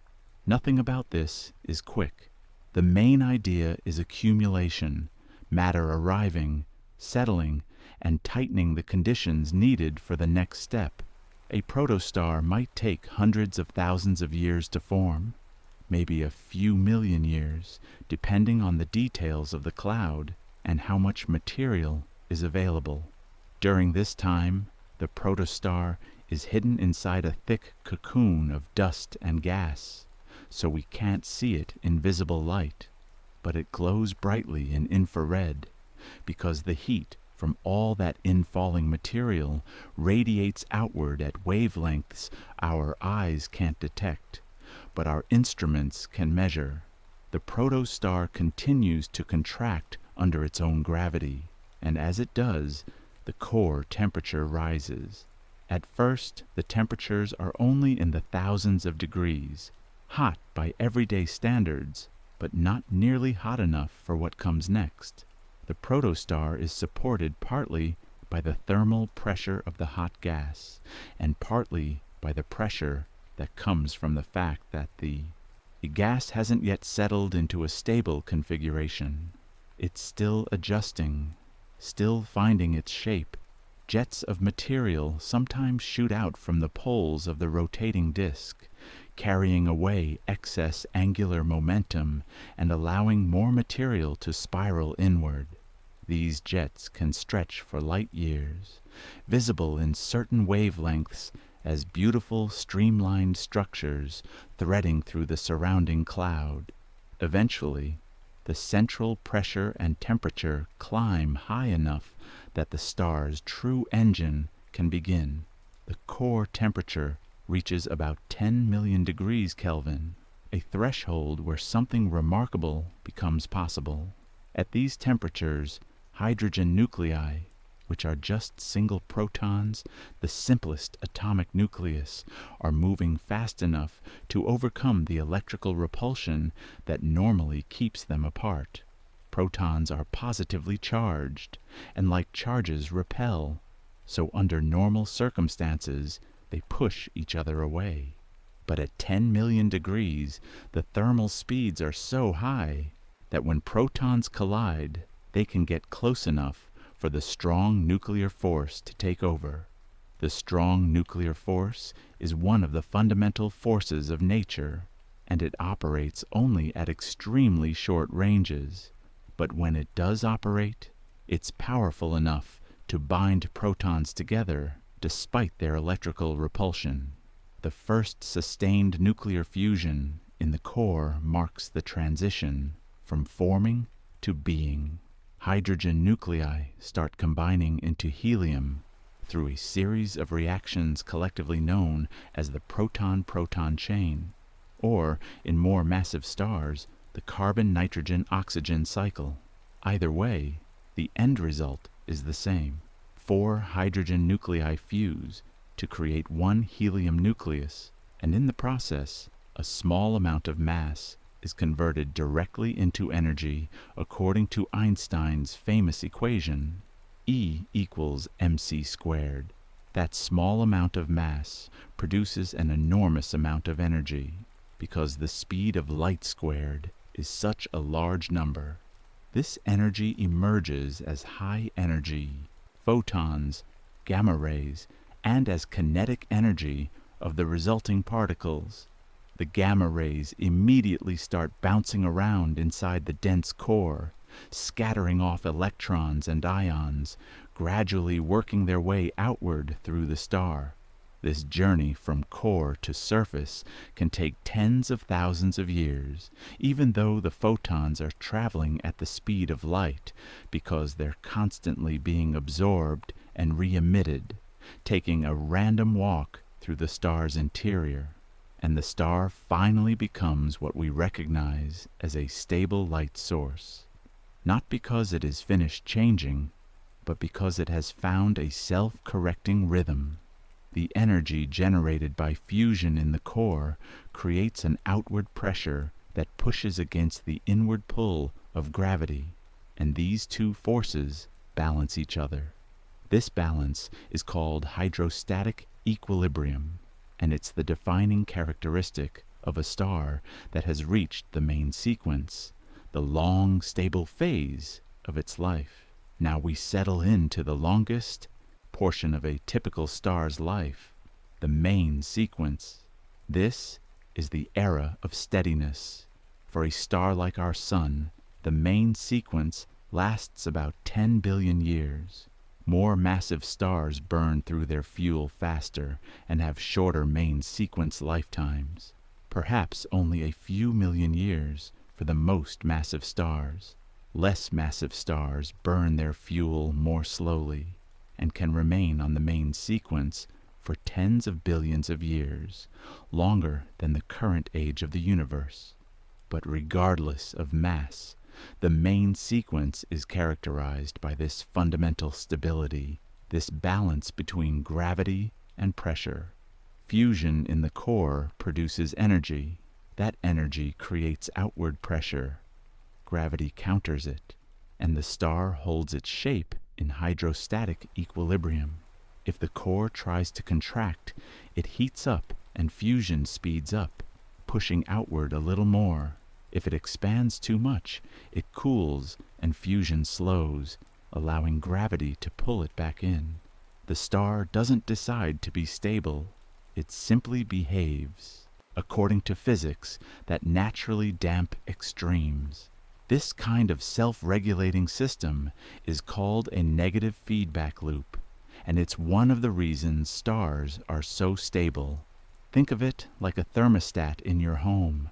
When the temperature drops below the set point, the heater turns on.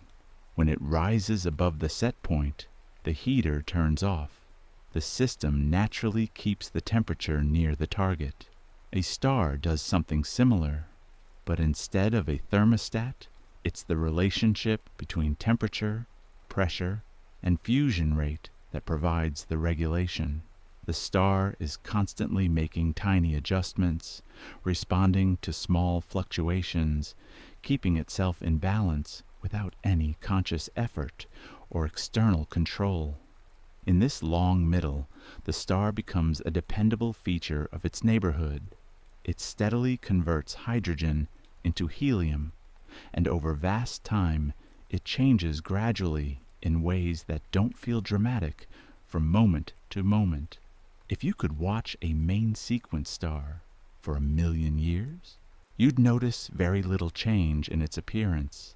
It would shine with the same brightness, the same color, the same steady output. But over hundreds of millions or billions of years, subtle shifts do occur. The core slowly becomes richer in helium ash. Every time 4 hydrogen nuclei fuse into one helium nucleus, that helium nucleus sinks toward the center of the core because it's heavier than hydrogen. The helium doesn't participate in the proton-proton fusion reactions. It's essentially inert at these temperatures. So gradually, the core develops a growing concentration of helium, while the hydrogen fuel becomes more concentrated in a shell around this helium-rich center. As the helium builds up, the conditions for fusion drift. The mean molecular weight of the core material increases. That is, the average mass per particle goes up because helium nuclei are about 4 times heavier than hydrogen nuclei. This increased weight means that for the same pressure, the core has to be denser and hotter to support itself against gravity. So over time, the core contracts slightly and heats up slightly, and the fusion rate increases slightly. For a sun-like star, brightness tends to creep upward over time, not as a sudden flare, but as a slow adjustment as the core composition changes and the balance point shifts.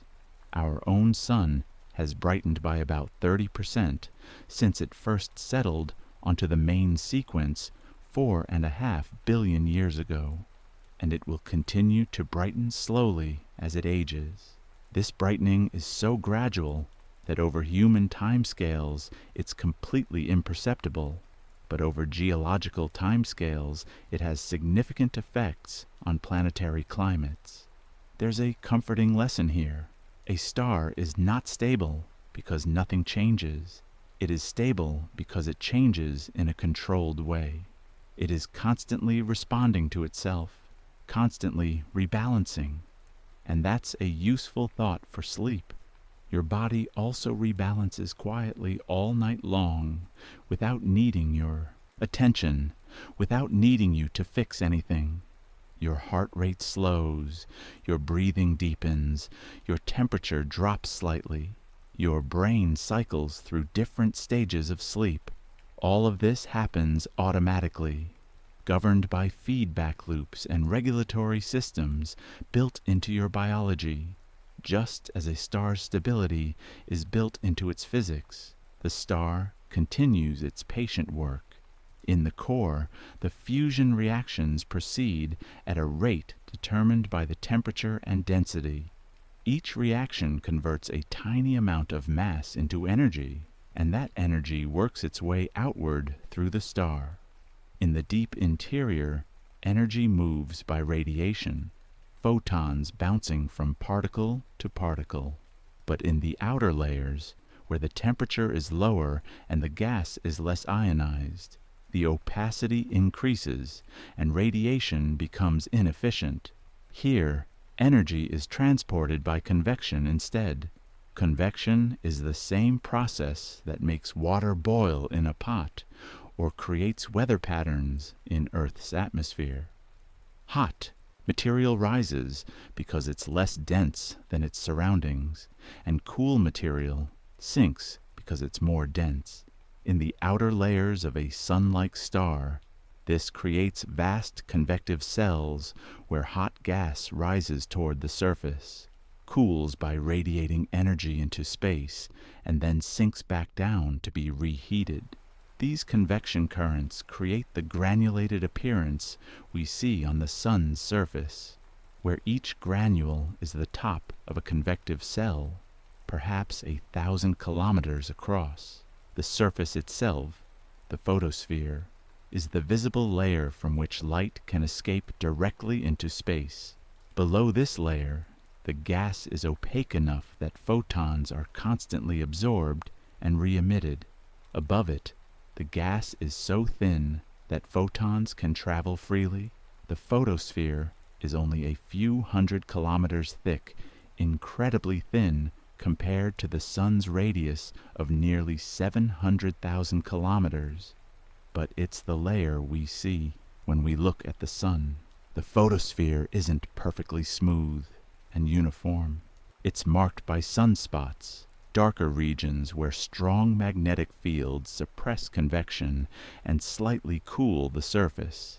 It's crossed by faculae, brighter regions also associated with magnetic activity. The sun's magnetic field is generated by the motion of electrically conducting plasma in the convective zone through a process called the dynamo effect. As the sun rotates and convection stirs the plasma, electric currents are generated, and these currents create magnetic fields. The fields emerge through the surface, creating complex structures that evolve over time. The sun's rotation isn't uniform. It rotates faster at the equator than at the poles, a phenomenon called differential rotation. This differential rotation winds up the magnetic field lines, stretching and twisting them until they become tangled and stressed. Eventually, the field lines can snap and reconnect, releasing energy in the form of solar flares and coronal mass ejections. These are dramatic events by solar standards, but they're powered by magnetic energy stored in the sun's outer layers, not by changes in the fusion rate in the core. The core continues its steady work, unperturbed by the magnetic storms happening at the surface.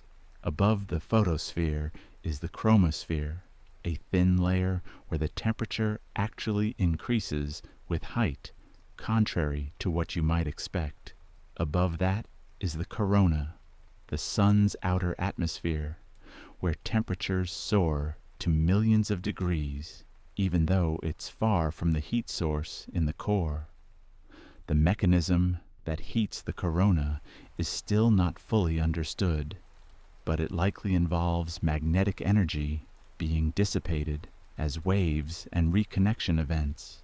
The corona is visible during a total solar eclipse as a pearly white halo around the dark disk of the moon, and it's the source of the solar wind, a stream of charged particles that flows outward through the solar system.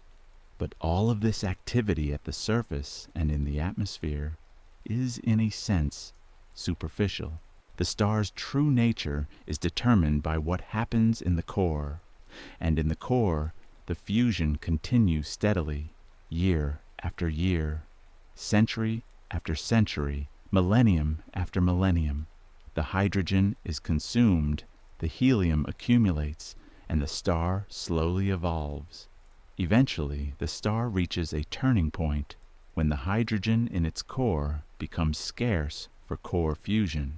This happens when roughly 10% of the core's hydrogen has been converted to helium, not because all the hydrogen is gone, but because the conditions for fusion become unfavorable as the helium concentration builds up.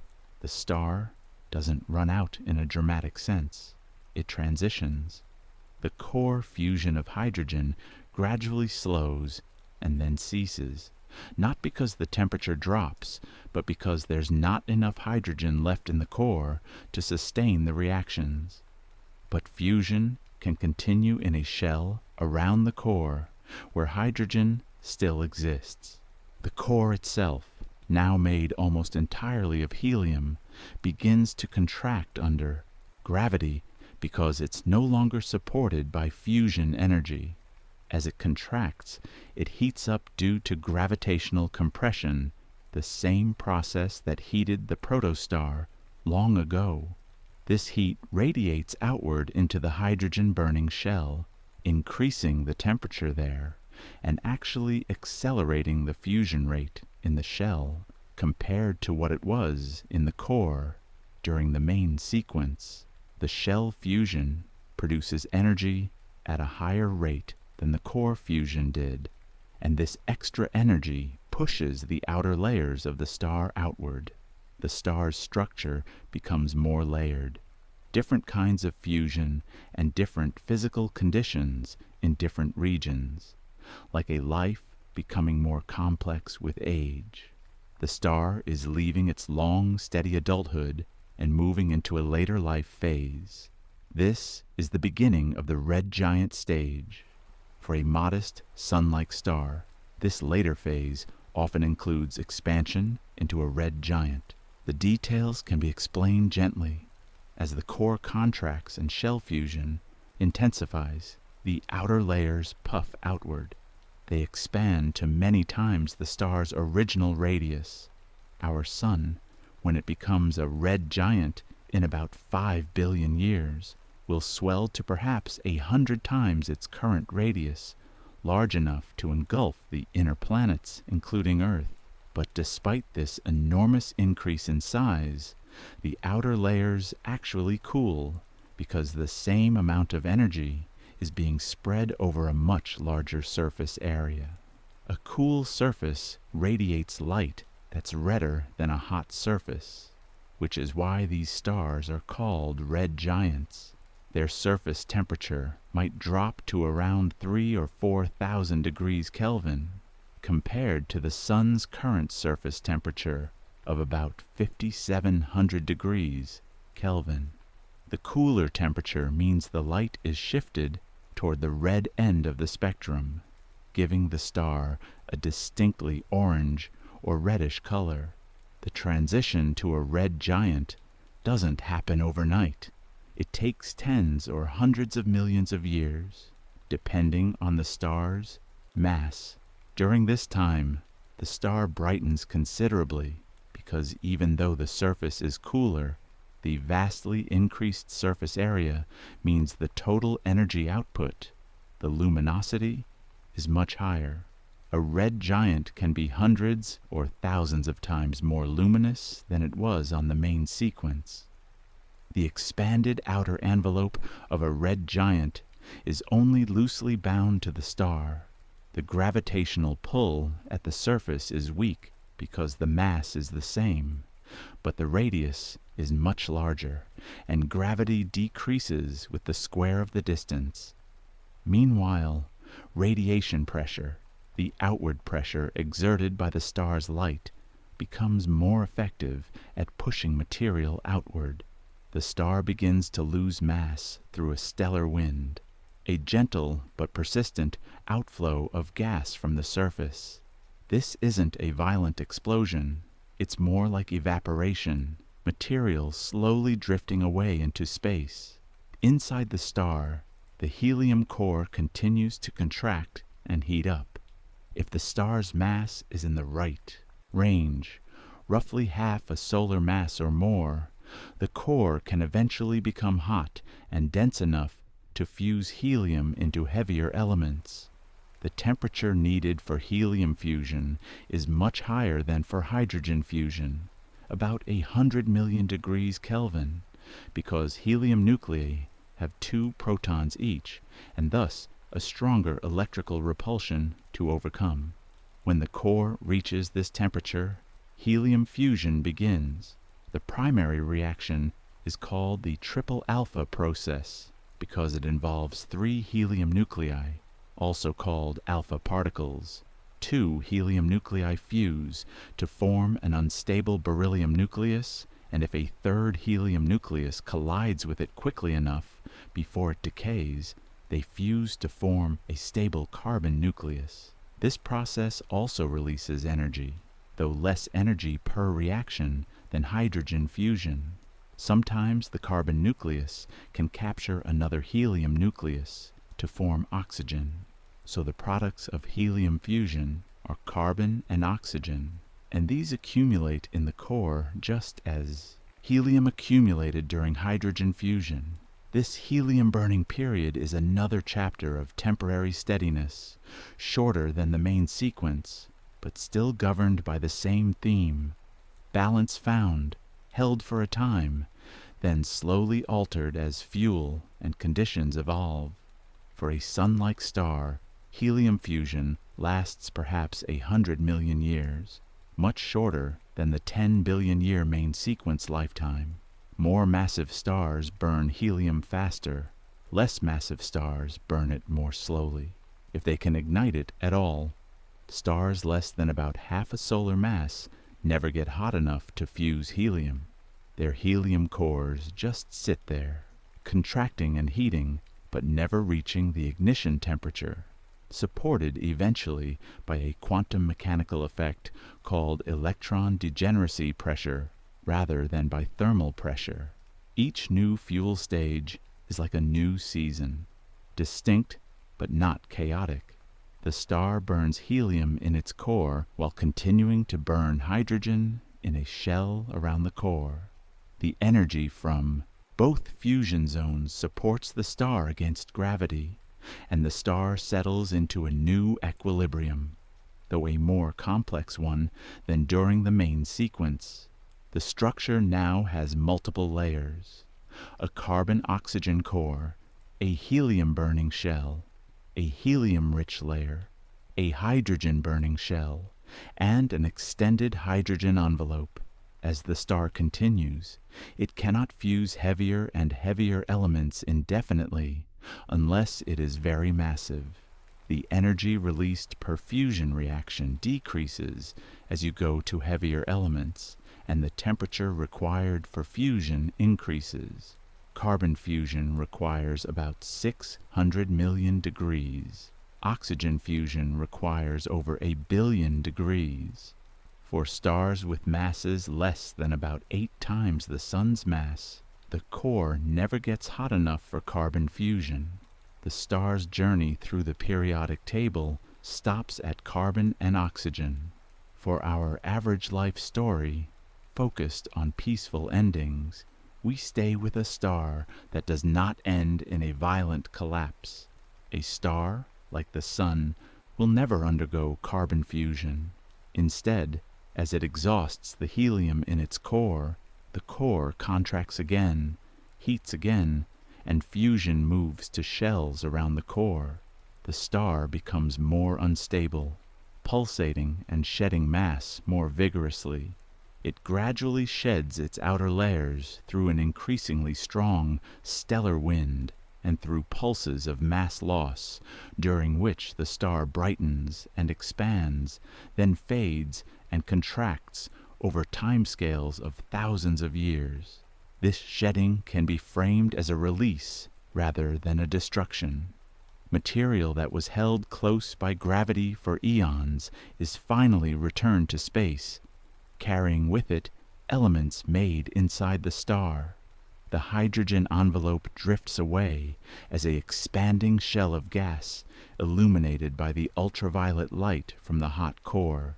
This glowing shell is called a planetary nebula, a misleading name chosen by early astronomers who thought these fuzzy round objects looked like planets through their telescopes. Planetary nebulae are among the most beautiful objects in the sky, with intricate shapes and brilliant colors. They can be round, elliptical, or bizarrely complex, with shells, jets, knots, and filaments. The shapes are determined by the star's rotation, magnetic fields, and whether the star has a companion. The colors come from emission lines of different elements: oxygen glowing green, hydrogen glowing red, nitrogen glowing red, each element emitting light at specific wavelengths when energized by the central star's radiation. But the nebula is ephemeral. It expands and disperses over tens of thousands of years, mixing with the interstellar medium and disappearing from view. What remains is the core remnant, a white dwarf. This is a small, dense object, supported not by ongoing fusion, but by the quantum rules that prevent matter from being squeezed infinitely. It no longer generates energy the way it once did. It simply holds heat and slowly cools over a very long time, fading gradually, quietly dimming rather than abruptly ending. A white dwarf is incredibly dense. It has roughly the mass of the sun packed into a sphere about the size of Earth. A teaspoon of white dwarf material would weigh several tons on Earth. This density is possible because the atoms are crushed so close together that the electrons are stripped from their nuclei. The matter is in a state called electron-degenerate matter, where the electrons are packed as tightly as the laws of quantum mechanics allow. The quantum mechanical principle that prevents further collapse is called the Pauli exclusion principle. It states that no two electrons can occupy the same quantum state simultaneously. As the white dwarf contracts, the electrons are forced into higher and higher energy states because the lower states are all occupied. This creates a pressure, degeneracy pressure, that doesn't depend on temperature, but only on density. This pressure supports the white dwarf against gravity, and it's strong enough to hold the star up even, though there's no fusion happening. In sleep story terms, it is a life that finishes its work and then rests. The white dwarf has no energy source, no fusion burning in its interior. It simply radiates away the heat left over from its previous life. When it first forms, a white dwarf can have a surface temperature of 100,000 degrees Kelvin or more, making it appear blue-white and extremely bright despite its small size. But over time, it cools. The final stretch lingers on cooling as a kind of cosmic letting go. The white dwarf radiates away its remaining heat, becoming darker and colder as time passes. There is no deadline in this phase, just a gentle slide toward stillness. The cooling process is extraordinarily slow because white dwarfs have a large heat capacity and a small surface area. Theoretical calculations suggest that it takes tens of billions of years for a white dwarf to cool from 100,000 degrees to just a few thousand degrees. The oldest white dwarfs we've observed in our galaxy have cooled for about 10 billion years, roughly the age of the galaxy's oldest stars. They're faint and difficult to detect, glowing with the dim red light of embers that have been cooling for eons. Eventually, after trillions of years, far longer than the universe has existed so far, a white dwarf will cool to the point where it no longer emits visible light at all. It becomes a black dwarf, a dark, cold sphere of degenerate matter, a stellar corpse in the truest sense. But we've never seen a black dwarf because the universe isn't old enough yet. Every white dwarf that has ever formed is still warm enough to glow, at least faintly. The black dwarf stage is purely theoretical, a prediction of what will happen in the unimaginably distant future, when the universe is much older and colder than it is now. The star's story doesn't end with noise. It ends with patience, like a long exhale. There's something peaceful about this ending. The star doesn't fight against its fate. It doesn't struggle or resist. It simply cools, following the path laid out by physics, taking as long as it needs. There's no urgency, no panic, no drama, just a slow, steady decline into darkness and quiet. We close by, widening the perspective. The matter The star released becomes part of the galaxy's ongoing cycle. Gas that can join new clouds, dust that can seed future systems, elements that make later stars and planets more chemically rich. The planetary nebula disperses, spreading the carbon and oxygen made in the star's core, along with traces of other elements, into the surrounding space. This enriched gas mixes with pristine hydrogen and helium left over from the Big Bang, and the mixture becomes the raw material for the next generation of stars. This is how the galaxy evolves chemically over time.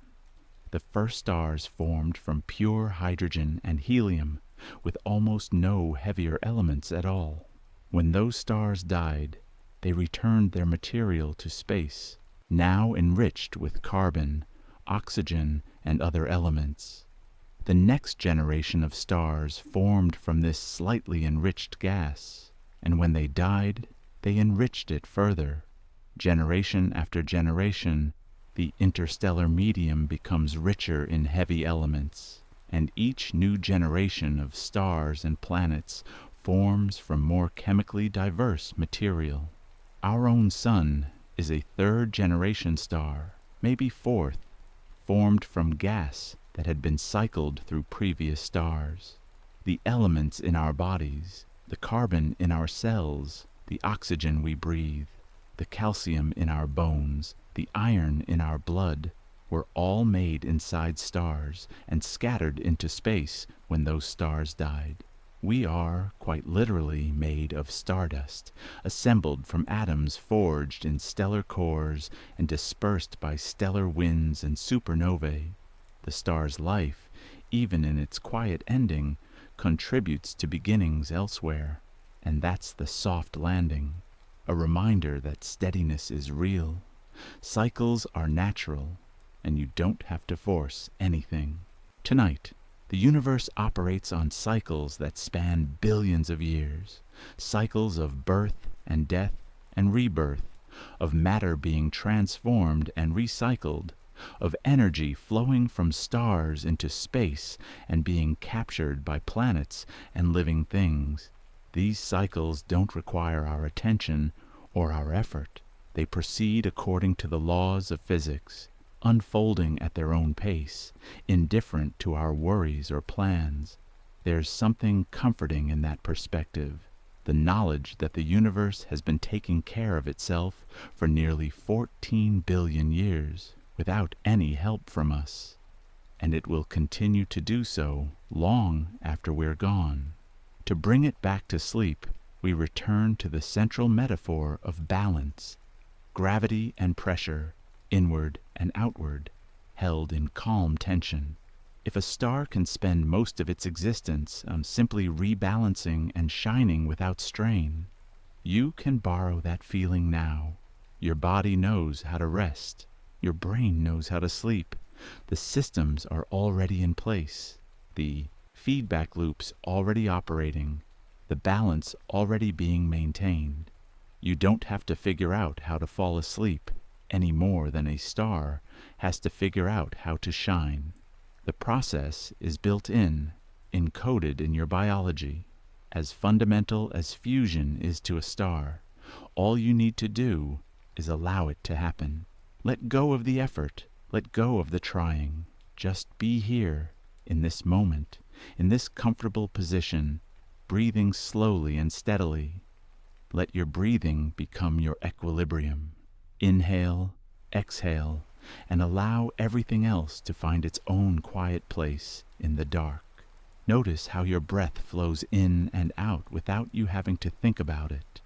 How your body knows exactly how much air to take in, when to let it out, how deep or shallow to breathe for this particular moment.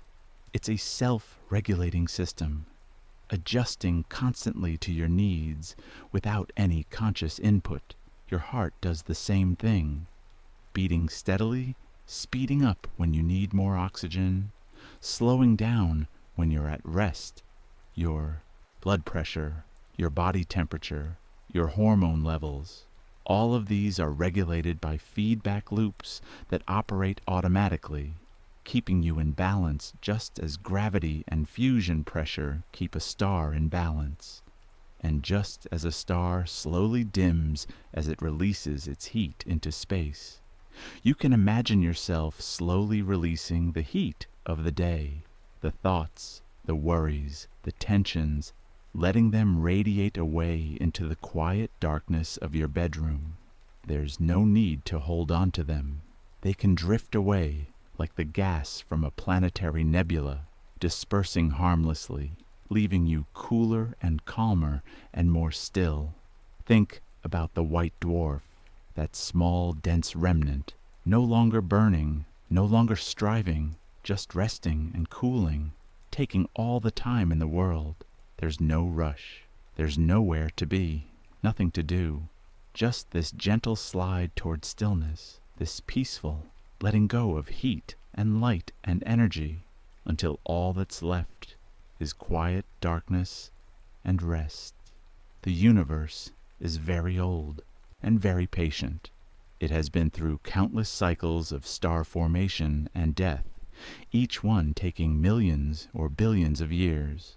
From the universe's perspective, your night of sleep is less than an instant, a flicker too brief to measure, but it's your instant, your flicker, and it's valuable.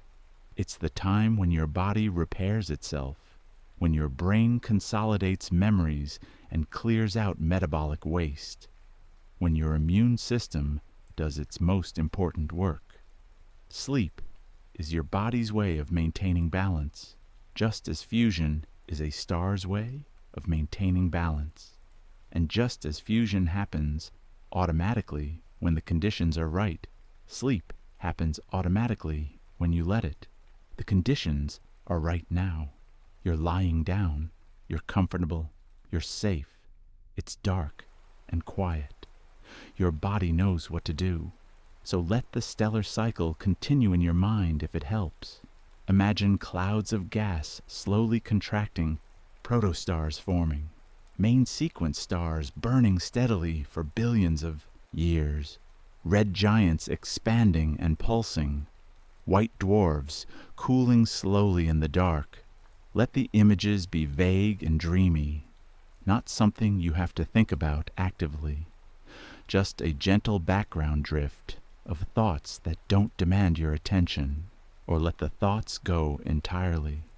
Let there be nothing but breath, nothing but the gentle rise and fall of your chest, the cool air flowing in through your nose, the warm air flowing out. Let there be nothing but the weight of your body on the bed, the softness of the pillow, the warmth of the blankets. Let there be nothing but this moment, this quiet, this stillness. The stars will continue their work without you. The galaxy will keep turning. The universe will keep expanding. And you can rest, knowing that everything is proceeding as it should, that the great cycles continue, that balance is maintained. You can let go and drift, let go and sink, let go and fall into the gentle darkness that's been waiting for you all along. The star shines because it must, because the physics of its core gives it no choice. And you sleep because you must, because the biology of your brain gives you no choice. Once you stop resisting, once you stop trying so hard, sleep isn't something you do. It's something that happens to you when you get out of the way. So get out of the way now. Stop trying. Stop thinking about sleeping. Just lie here and breathe and let the darkness take you, gently, slowly, like a white dwarf cooling into silence, like a star fading at the end of its long, bright life, like all things returning to the quiet from which they came.